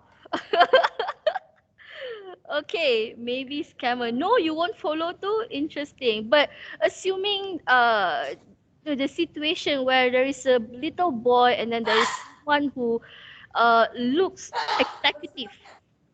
Okay, would you follow the path where the little boy has, or the one that looks like an executive? Of course. Honestly, if I have to choose, I'll follow the one with the suit Why? because he looks like the real deal. Like he knows what he's doing. Yep, exactly. Maybe the adult one. Okay, so like I think like what Rina said, because you see the way that person dress, okay, the attire and so on, so you feel like, oh, maybe this is a person of authority. Okay, maybe he knows what he's doing. Okay, he looks like uh someone that I can believe. Okay, so I can follow his path. So yeah, that's an example of authority actually. Someone that look, yep, trusted and reliable. We trust people with authority more easily. Exactly. Like when we blindly follow Waze's direction, even though we more or less know the way. I would say yes. That's a very good example and very interesting example. So, also the same thing that I shared with Rina. Um, like I mentioned just now, I am actually a Penangite. I live most of my life in Penang, but then few years back, I think in 2018 or 2019, my family moved to Sungai Petani. Okay, so we are like very new to Sungai Petani. Okay, and then I was driving. Actually, not one time, multiple times actually. Uh, uh, I just hate to give you a heads up. This is not about someone. This is about something similar to waste. So while I was driving, I noticed one thing that people in Sungai Petani does. I hope nobody is from Sungai Petani right now. I think no, all of you are from UG, so must be from Selangor. Okay, for them, when there is a traffic light, right? Usually you will stop, even though you are on the left lane or on the right lane. You will stop and you will wait, and then the cars from the opposite side, they will go to your left side. Okay, it's their turn to move. But interesting, for people in Sungai Petani, even though the traffic light is red, they will still turn to the left. There is actually no junction for you to turn right, turn left, but they will still turn. And I was honked multiple times actually for that, for not moving. And then initially I was like, oh, maybe they are just rushing or something. But then after that, I see the cars that are moving, they actually have a plate number that starts with K. So that I know, okay, this car is with plate number K, so it must be someone from Kedah. So I feel like, oh, maybe this is actually their way. So now I am tempted to follow, and um, I actually follow their way now, where I just turn whenever I'm on my left. Okay, so it is something similar to what Cheryl said just now. We follow ways or maps blindly, even though we more or less know the way, or we don't even know the way, but because we know that that app is actually an app for giving direction. Okay, so we will definitely follow. Okay. So that means the evolution has taken place. That means rather than just relying on human beings, we also can accept things or items being an authority figure like Waze, Exactly. or Yep. or someone being local like the car just now Kedah. That means that person is a local Yes. Kedahan, right? And then that's why you follow that person turning to the left despite the traffic light being red. But what if the car before you is with W and then turning to the left? Do you think you will follow? I don't think so. I I just just think think that probably that person is like a rude driver or just rushing for something. Oh, Dr. Siti, experience before, told me to go straight, but there's a lake in front. Oh, you're talking about Waze, is it? I think all of us experienced that before. When it's super jam and you drive through all the tiny lorongs together with 5 to 6 different cars, you know everyone is following Waze. Yep. Satellite suddenly not working, Waze down, I'll be interesting. All the examples given are using Waze. I'm not really a fan of Waze because yeah, it actually brought me to a cemetery before. So I never rely on Waze anymore. I only rely on maps. It actually brought me to cemetery. So hmm, Did you see anything uh, when you're there? no, no, didn't. Haunted house is a sign. Everything goes back to haunted house. Okay. Haunted house is a sign. Yeah, exactly. Okay, so if you see right now, right, people promoting products, skincare, and so on, they tend to use influencers a lot. No, we have Instagrammers, TikTokers right now. They are all called like social media influencers. So that's how people promote products by using these authority figures. We can uh, actually call them as authoritative figures. Actually, the influencers. Okay, so they do help to persuade their followers to buy products a lot. Okay. So that is an example of authority. Okay, moving on to the next one, which is liking. Okay, simply put, liking, the more you like someone, the more prone you are to say yes to them. You know, I think it applies to everyone.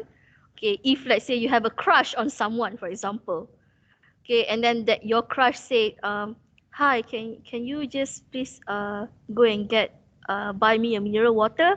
Then I know this is like a drama story, okay, but yeah, people tend to just do it because you like that person. Okay, so same like people similar to us, we tend to like them, right? Like for example, people of the same interests with same hobbies, for example, it will be easier for you to persuade them actually when you have similar interests. Okay. Let me think of an example. Uh, hmm, okay, imagine this situation where you have two sellers, okay, wanted to sell the same product to you actually. Okay, so this one seller just get straight down to business, telling that okay, this product is blah blah blah blah blah blah. You can get this blah, offer blah blah blah, and then there is another person where he or she tries to exchange personal info first, and then just do a small talk with you, like just start a conversation. Hi, how are you doing? Oh, uh, can uh, where where did you lose me? The second person, okay, the first seller thing, I think you guys lost me just now, right? I'm so sorry. So what I was saying is that, imagine you have two individuals that are selling the same product. So one get straight down to business. One simply said, hi, I am selling this product to you. Would you care to listen? And then, okay, we have this offer, this is the price, and so on. And then another person where he or she tries to do a small talk with you first. Hi, how are you? It's nice weather, right? And let's get to know each other first. Okay, my name is blah blah blah, and then I like this, I like that. You change personal information, and then you identify same interests, and then after that only they start promoting the product. Okay, again, personal experience. I taught in SMK Selayang Baru before, so it was like few years back. So this particular student of mine, I actually posted an Instagram story about something. Okay, and then that particular student, responded, he replied to my story, and then of course we exchanged pleasantries. We said, hi, how are you? How have you been doing? Is it nice? No, I like this. Do you like this also? And then after we exchanged pleasantries, after we did a small talk, and then he started talking about promoting Koei. Okay, I think we lost you again. Oh, really? I think my connection is really bad. But we are in the same place. Okay, anyway, so I was saying my students started promoting about Koei, after giving a small talk with me. Oh, she can hear clearly. It's just you then. Okay, so this of course I was not persuaded. Okay, uh yeah, I think everyone can hear except for, I think this happened to me when you were talking just now. So similar. So anyway, yeah, coming back to the story, um I was not persuaded, uh luckily, okay, because I already have Koei at home. So if I don't have Koei, then I would probably be persuaded. Another thing is, because it's your student also, and you know, you might want to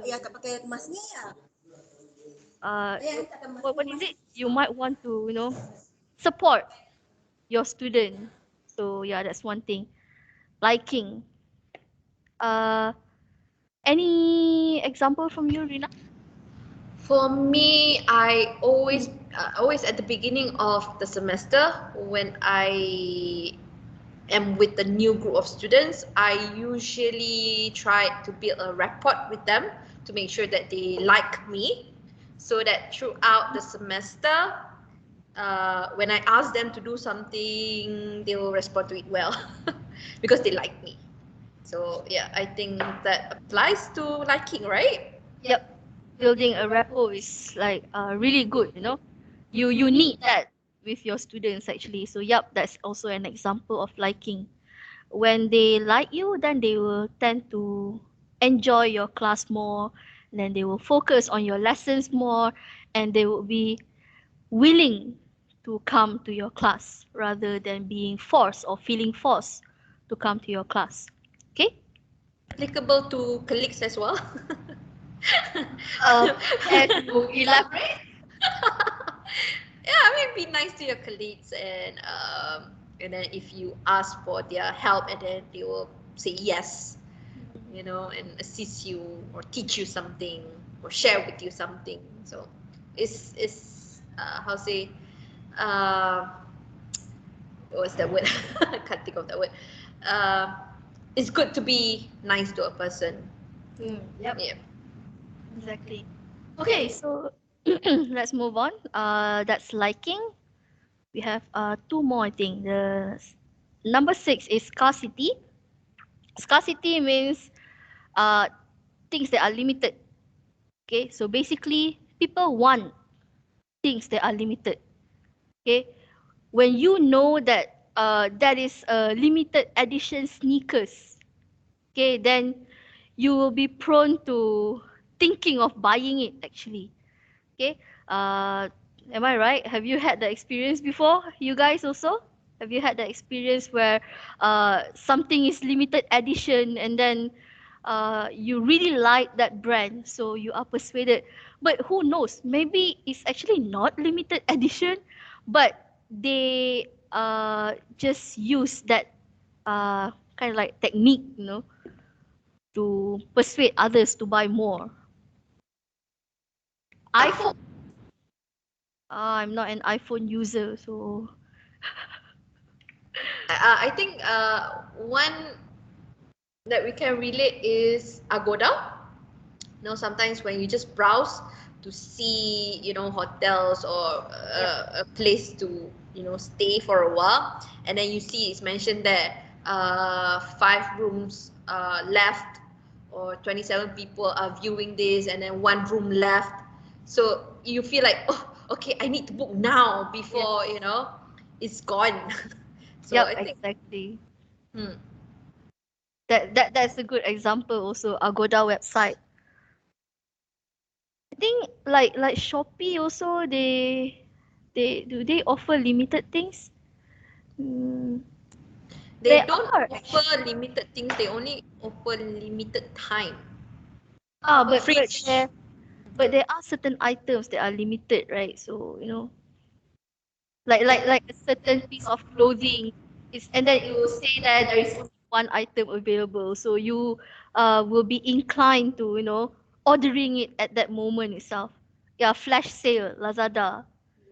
Shipping fee, meaning they give you like an offer of shipping fee. Okay, like Grab also, limited time you have free delivery fee. Okay, so people would tend to I got con a lot actually for Grab, like like for example, you order from one restaurant and then suddenly it says there, if you order 20 ringgit, and then you will get 3 ringgit less. So I try to find a menu, or a meal or a snack, but then I cannot find one that costs 3 ringgit, because I just need 3 ringgit, for example. Then I buy something 6 ringgit. And then after that, it says again, if you buy 30 ringgit, then you will get this less. So Grab actually did that as well. So yeah, that's interesting. For selected period of time. Mm-hmm. Okay. So yeah, that's scarcity. Okay, and the last one that we have is unity. This is the one that I mentioned just now, where this is the latest one. Guardian, Watsons do that. Yeah, I think a lot of shop they actually do that flash sale, limited edition products and so on, so that people will buy it more.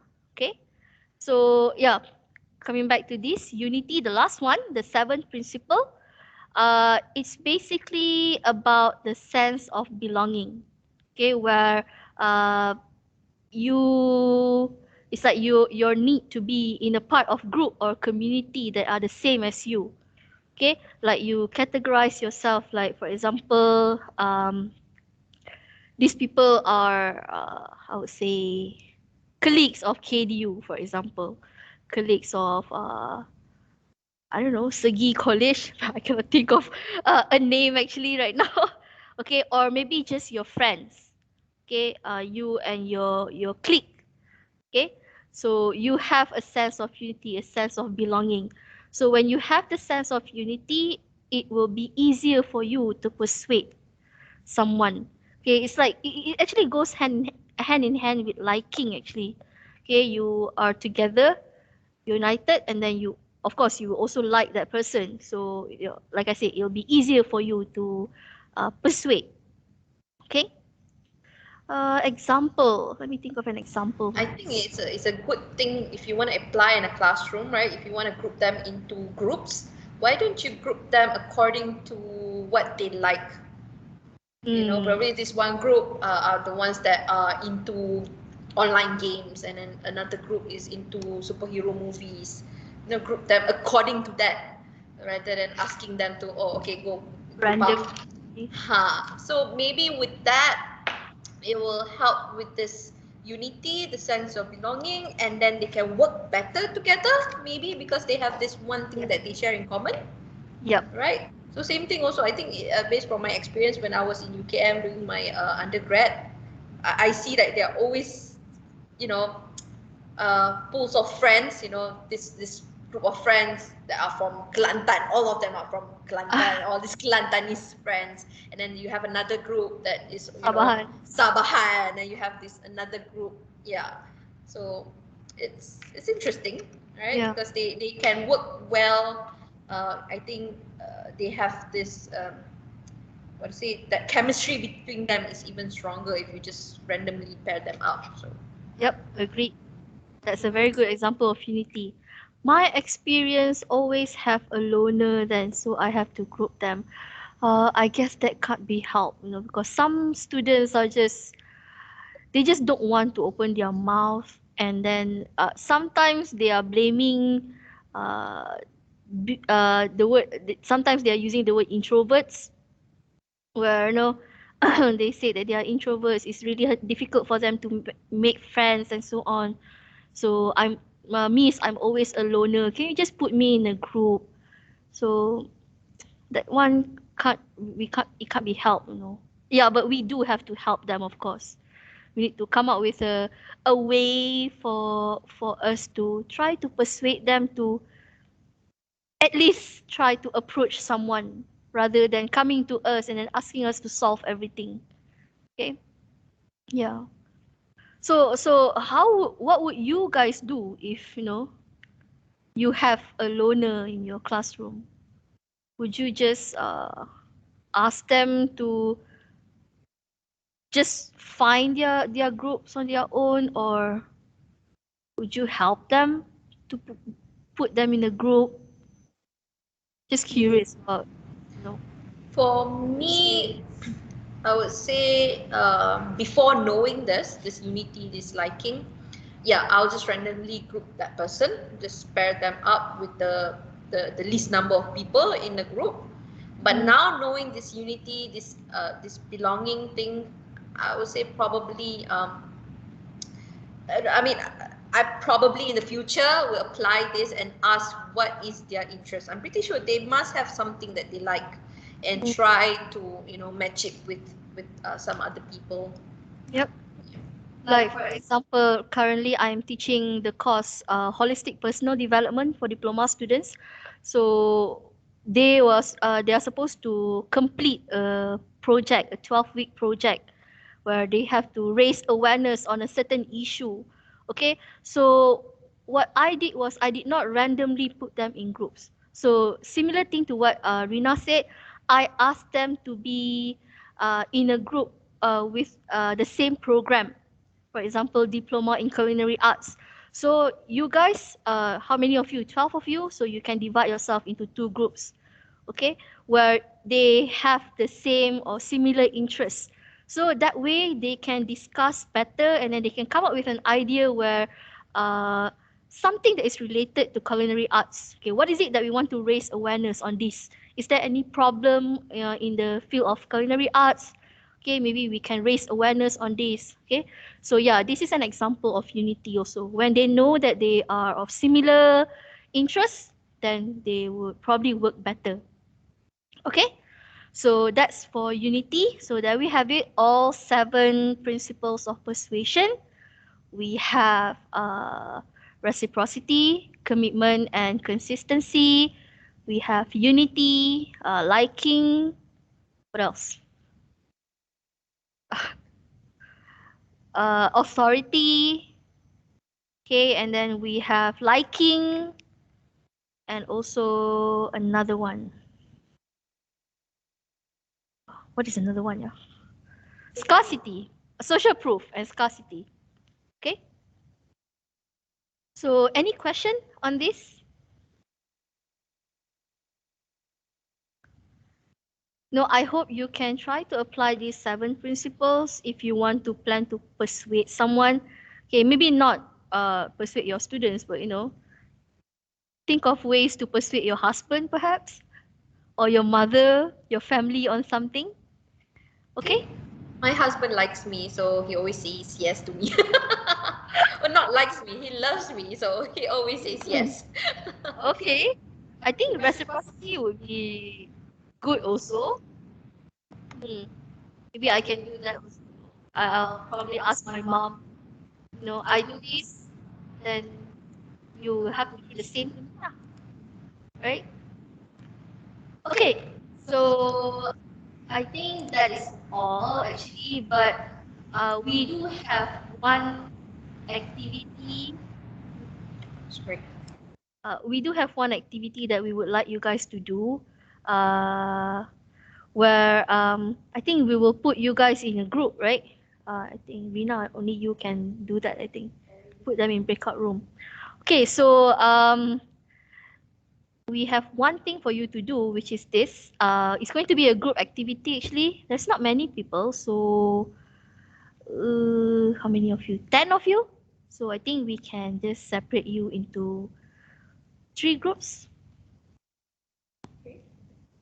Into 3 groups, 3 rooms, 3 or 4, up to you. 3 rooms, 3 in 1 group. Okay, so I'm going to give this link to you guys in the group chat. Okay, so just now we share our experience. Okay, I've shared my experience. Rina shared her experience. So let's think of some scenarios, okay, for the principles that we have. Just now we have 7 principles, right? So we would like you guys to get together and think of at least one scenario for each principle. But you don't write what principle that is, okay? Because later on we will discuss and we will try to guess which principle that is, okay?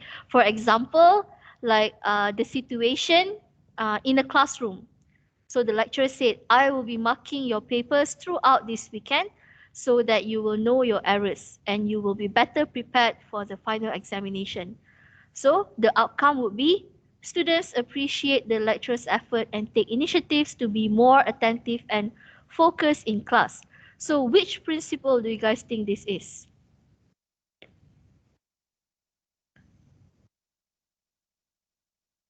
Which one is this? Liking? Okay.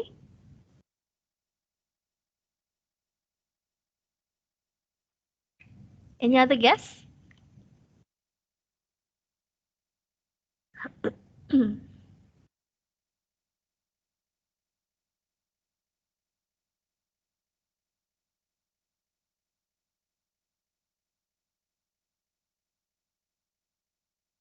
Which principle of persuasion is this? I think Rina mentioned something similar actually. Commitment, liking as well. Okay, interesting. I'll be marking your papers so that you will know your errors. So when I do that, you better be prepared for the final examination. When I do this, so you know what to do next. Basically asking for written in favor. Written in favor, yep. So it's actually an example of reciprocity. Okay. I I help you, then you know what to do. You help me back by getting good results. Okay. So let's try with another example. We have invited the situation is in an education fair. We have invited an educated, well-known person to be the face of our institution on this day. This person is Mayim Bialik. She played the role of Dr. Amy Farrah Fowler in The Big Bang Theory, and off camera, she is a respected neurobiologist. Okay, so the outcome, a high number of enrollments because people tend to trust people with authority more easily. So authority, yep, this is quite clear actually, where it shows that no Dr. Not Dr. Amy Farah, Mayim Bialik is an authoritative figure, so it shows authority. Okay, so we would like you to do something similar. We look at the time also. Think we can give them 15 minutes or 20 minutes. 20 minutes, yep, you guys can discuss and then you can come up with something similar and then later on we will discuss. Okay? It doesn't have to be, hold on, yeah. Yeah, so you have to think of scenarios for each principle. If you have more, the better. Okay, so you click the link that I just shared to you and think it will bring you to Padlet. Yep, this. So I've given an example here. So for each room, maybe for one situation, you can just click add and then you add. Okay. So any questions before I break all of you into your groups? Is everyone clear?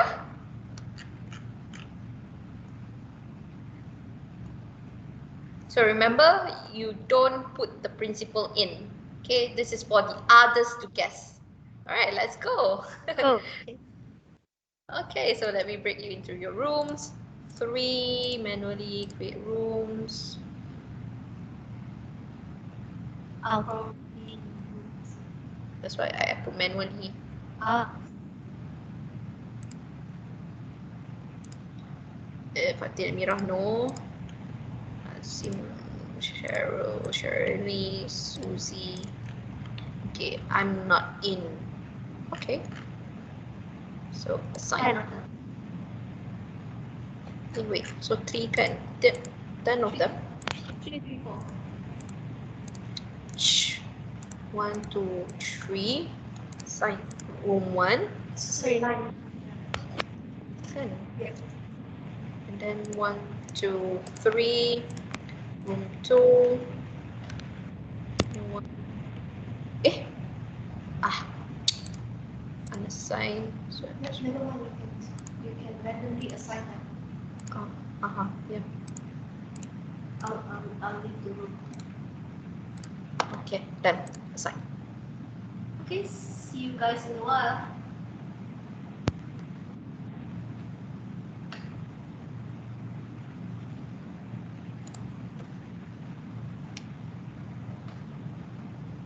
You did add with them, right? No.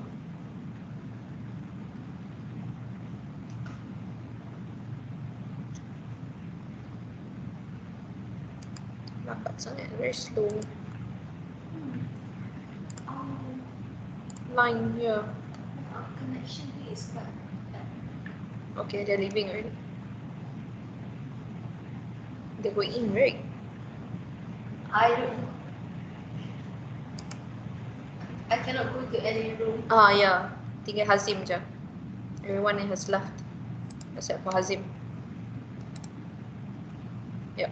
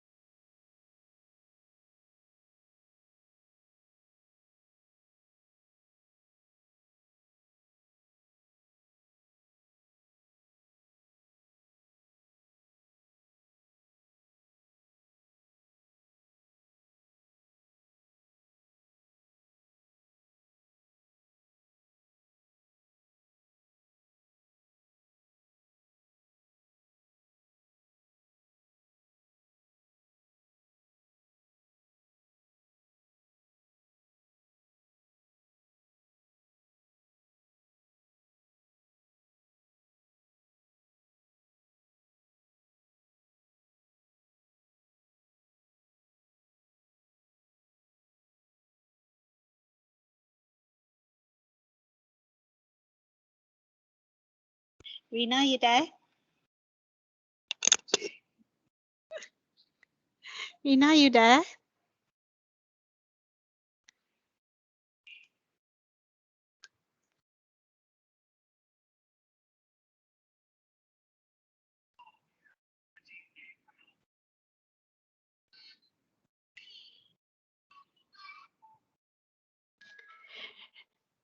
Rina, are you there? Yes, Cheryl. Yes. Hey, this is my phone. Can you put me in the chat room? I mean the breakout room because I need to leave the office at 5, so I have to disconnect the laptop already. Okay. So you are in room 1, right? Yeah, room 1. But how do I assign? You're already in the room. This is your right. But then you wanna help me, What is it? Cheryl? Yeah. What's the problem? No, she is using her phone now. Okay. So the one in the group is her laptop. She wants to switch off her laptop. Okay. So It's okay. You can assign her. tak ada, cannot how? Oh, can I go in already? Yeah. Can. Can right? Oh, hold on, yeah. Why is it so soft? Full already. See, there's none. Tak ada nama Go to dia. Cheryl's name. This one. It's the same thing. Room 1, Uh-huh. unassign first. Unassign Okay, first. assign. Assign. Click assign. No, click assign first. We reset.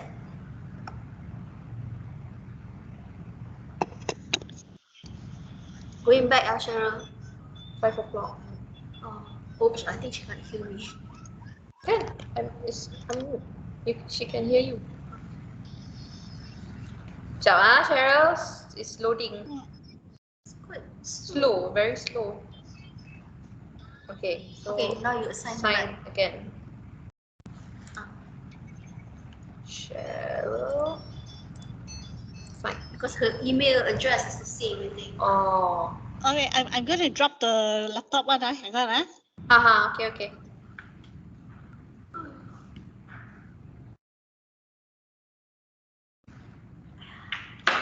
Is there any answers? No. Ada dia tulis tak? Tak ada lagi. Nak kat kelima dah.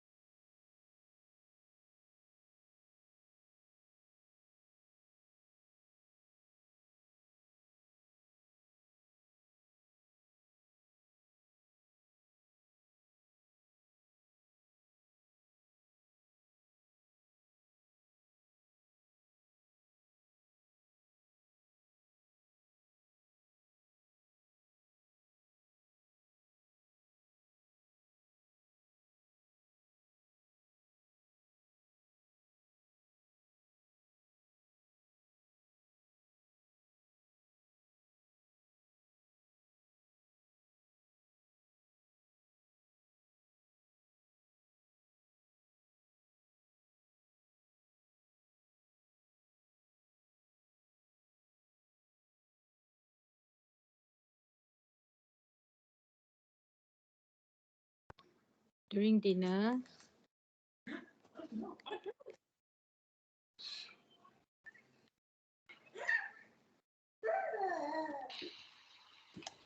Hi, so everyone is back. Yes. Hello. Hi. Yes. Hi. Is Okay, that so Hajar's baby? No, not me. Mine's sleeping. Okay, Adrian? Susie and his Okay. baby, I think. Yeah, it's Fatiha, I guess.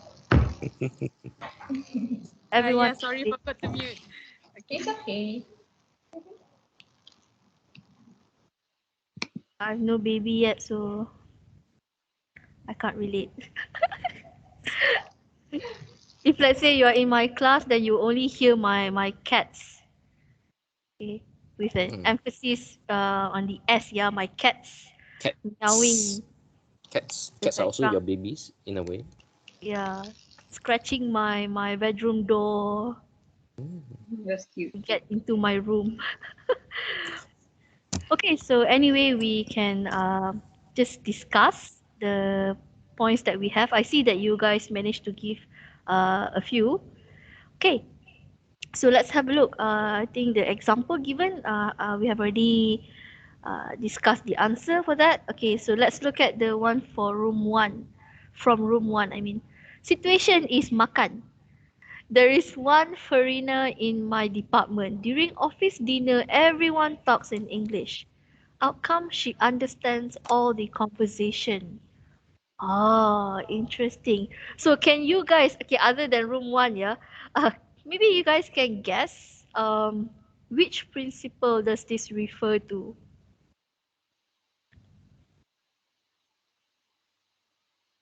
Where we have one foreigner which probably speaks English only. So during office Mm. dinner, everyone talks in English. Reciprocity. So which one Social proof? I'm guessing. Oh, yeah. Social proof as well. Could it be social proof? is that the correct answer? Room one, social proof. Unity. Oh, damn it. Can we Yes, both it's do? unity. It's unity. Yeah. Okay. Damn. So I guess it's like since we all speak English, Yes. and Yes. then there is also that one foreigner, so Mhm. that's why we feel that we can communicate with English only, so we talk in English. So yes, In that the will sense that we make this foreigner feel important also. yeah, This sense of belonging. Yeah. yeah. So that foreigner can actually feel the sense of belonging in the department. Yes. Yes, and feels important also. That's a great example. Yeah. Okay, the next situation in neighborhood. So just now makan, now in neighborhood. During Chinese New Year, I give mandarin oranges to my Chinese neighbors. So outcome, I should receive something during Hari Raya.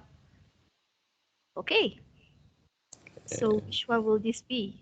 Reciprocity. Reciprocity. Yes, I think it's quite obvious. Okay, what you give, you get back.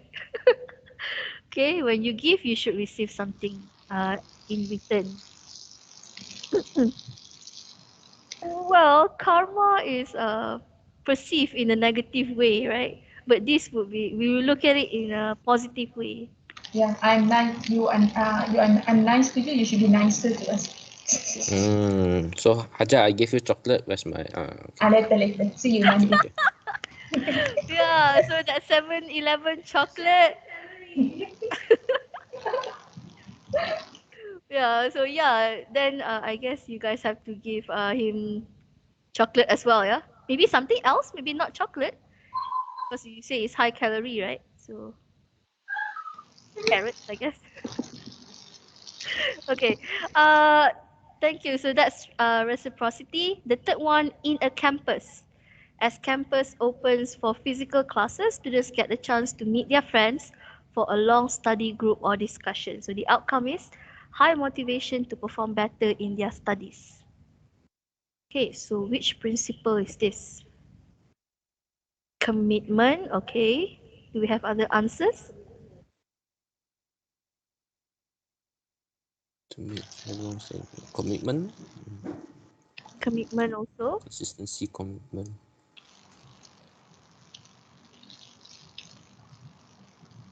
So let's wait. Sharina is typing. Oh, you're not. Okay. So is that the correct answer? Commitment. For us, maybe social proof, because I had a situation where my students told me, I can't study at home. Why? I prefer to go to campus. Why? So I can study when I see my friends all study. Ah, I So I see. think when their friends are studying, so it motivates him to do the same. I see. Okay. So Mm. uh, after your explanation, then we can see clearly actually that it is an example of social proof. Okay, Mm. maybe like how you explain just now, students are all in campus, so they get to meet their friends. So that's why by seeing that they When have they are able to study, yes, when they are motivated to study, they will study, and then most probably they will perform better instead of ah staying at home, online classes and all. okay, yep, okay, that's correct.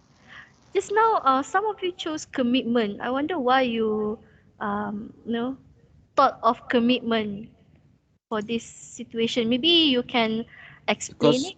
Maybe we like I can. saw the keyword like a long group study discussion, so it's like they're committed for the long term lah, or something like that lah.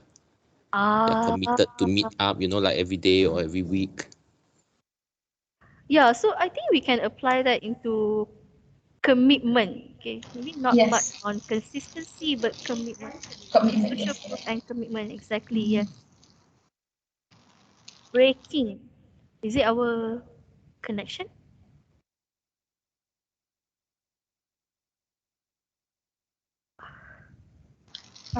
I can hear you clearly. Ah, okay. Okay, now. Okay. Okay, so thank you, room one, for the three examples. Room two, situation, birthday present.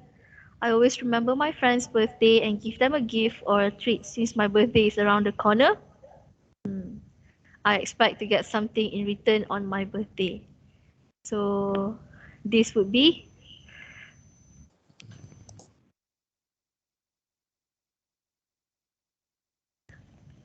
reciprocity. Yes, exactly. This is the issue. I'm not sure about men, but for women, yes. My group, we have this issue also, of giving birthday presents, but then after that you don't get anything, and that person will feel so hurt that they will actually explicitly state that, like, I give you birthday gift, how come I don't get one this year? Come on, guys. So yeah, I do have a few friends who are like that. So yeah, do you have any experience on that? Thank God I don't. Ah, I see. Okay. Thanks, room two. Okay, moving on to room three. Okay, there are a few. My mom. At a neighborhood. The event is at a neighborhood. Spring cleaning was organized for the weekend. Adam had a plan to go out with his friend. As Adam was about to leave, he noticed his neighbor cleaning up the streets, drains, and parks. Some of them were of elderly age. So the outcome is Adam cancels his plan and joined the spring cleaning. So what principle is this?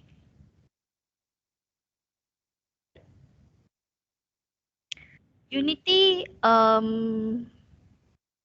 social proof. I have another principle in mind, but uh, let's see your answers first. So unity. What do you think? I have a feeling that it's also unity. I'm more inclined towards authority, but uh, well, I guess unity works as well. So, room three, what is the answer? Yeah. We were thinking of social Because Social proof. yeah, we were thinking of social proof because it's like the concept, like, the restaurant, you see a lot of people at the restaurant, so you go inside there. So our concept was Adam saw that, everyone was working, then he also, maybe he noticed, the elderly, so he decided to, just join in and help lah. So I'm not sure, is it because maybe it's like, compen, he feels, a bit hard, or don't know whether does that fall under social, but that was our idea lah. I see. But So, it's just that we worry, when we put the elderly age there, then maybe the concept changes. I think it's slightly confusing. yeah, Yeah, that's because when you say some of them were of elderly age, so I immediately thought of authority. So in my case, mm, just my personal opinion, I would say like, okay, when you are a young person and then you see someone else like an elderly person doing the thing, but you are not, so you would feel bad, and then so that will make you mm, do the part as well. So that is like my personal experience. No, my personal opinion. So okay. in terms of unity, I think we can say that as well, okay, because it's like Mm, people of the same neighborhood, right? They are doing it, but then except for him, so maybe he feels like, um, I am part of the community. I'm part of this neighborhood, so I should also do it. Okay. okay. So let's say if we take away the elderly age one, then it will most likely be unity lah. I was about to say that. Or social proof. Social Mm. proof or unity, you mean? Let's say if we take away the last sentence, the one talking about elderly age. So let's say if we take it out lah, okay, would it be like unity, social proof? What do you think, Rina? I I think for me it's not. I think it's a mixture of both. You Mm, can Can lah. see, Abang it also can be can. both. It can be unity where they are from the same neighborhood, and also social proof because you see a lot of people of them doing it, and he's not doing it. So yeah, thinking about it, yeah, probably that works as well. because So this let's say if we say like, okay, cleaning, take away the elderly one, then we say that TV3 is over there, showing the camera, the TV there is over there recording. Can that be under social proof? okay, you put TV into the Let's say, equation. yeah. TV, like people recording. Ah, Yeah, because like you see restaurant, a lot of people there, we go there, what. So when we see, oh, Yeah. TV3 is over here, then you want to go in and I think that's social proof. Yeah. Because That's you want to show social- people that you are also part of it. Mm, People that you are also participating in this activity. mm. So I I think would it say doesn't make a difference if you take out the TV or put the TV into the equation. Is at the end it's either social proof or um, unity. Yep. okay. Interesting. So we can have like three principles. Yeah, actually it's quite common to have Yeah. many principles in one situation. It's normal actually. True. Okay, next one. Football club. 10 boys are in the same football club. Malaysia being, I hear my voice. Oh, sorry. Sorry, Malaysia being a country with diverse race tend to have different political ideology. So the boys are united through the sports that they play together and win competition. I think there is one word there that give away the answer. So is it unity? Think Yeah. We just put this one here. We didn't have time to edit it. it's okay, uh, it's okay. It's yeah. an example. Yes, unity. Yeah. Okay. Correct. Next one. An announcement on the benefits of taking the vaccine by the minister via social media due to the spike of COVID-19 cases. So the outcome is an increase of vaccination taken over the past 3 months. Mm. So which principle is this?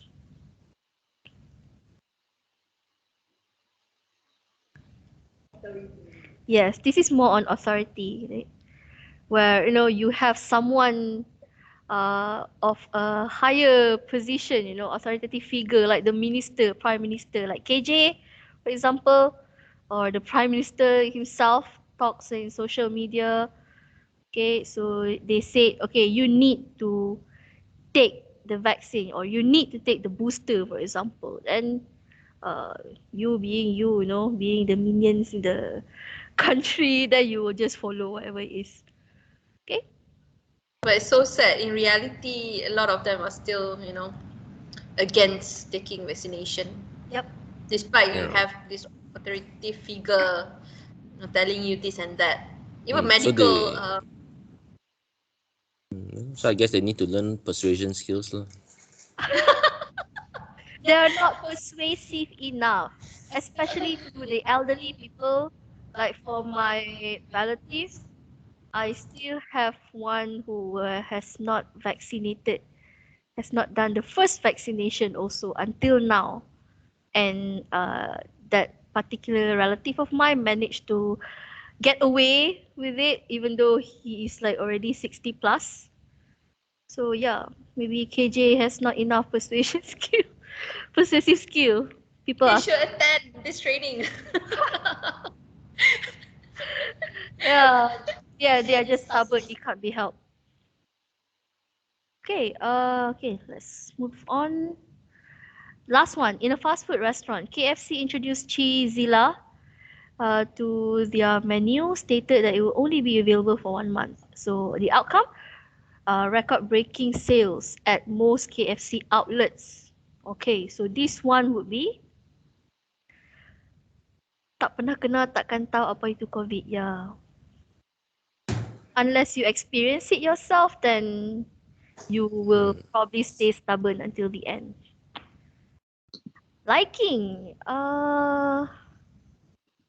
Maybe try again. It's limited. The keyword here is limited. It's only available for 1 month. So maybe during that 1 month, they had that record-breaking sales.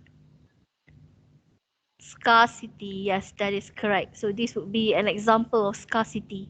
Yeah. See, we plan very nice one. We end it with food. All right. Prepare for this. Okay, now I'm hungry. I just ate fast food and KFC later, I guess. Okay, that's my PL. I think this is like the third or the fourth time that you mentioned your PL. You are promoting your PL to everyone. Yes, yes. Okay. Um okay, thank you so much for all the examples. They were all good examples. So like I said just now, you can try to make use of these 7 principles of persuasion in communicating with others and trying to persuade others to get what you want. Okay, and not you don't have to negotiate. Sometimes you can just persuade to get what you want rather than getting 50-50 with someone else. Okay, so yeah, anything from you, Rina? Nope, nothing from me.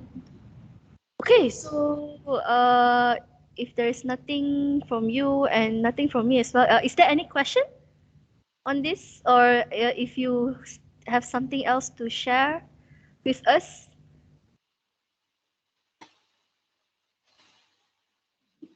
No question. So I guess thank you so much for joining our webinar, our session, and again, it's Friday, 2 to 6 p.m. and we are very grateful that you guys spend your time, your valuable time to be with us. And thank you so much, everyone. Hopefully, we'll see you guys in the future. Okay. Thank you so much. Bye bye. So we are early by half an hour.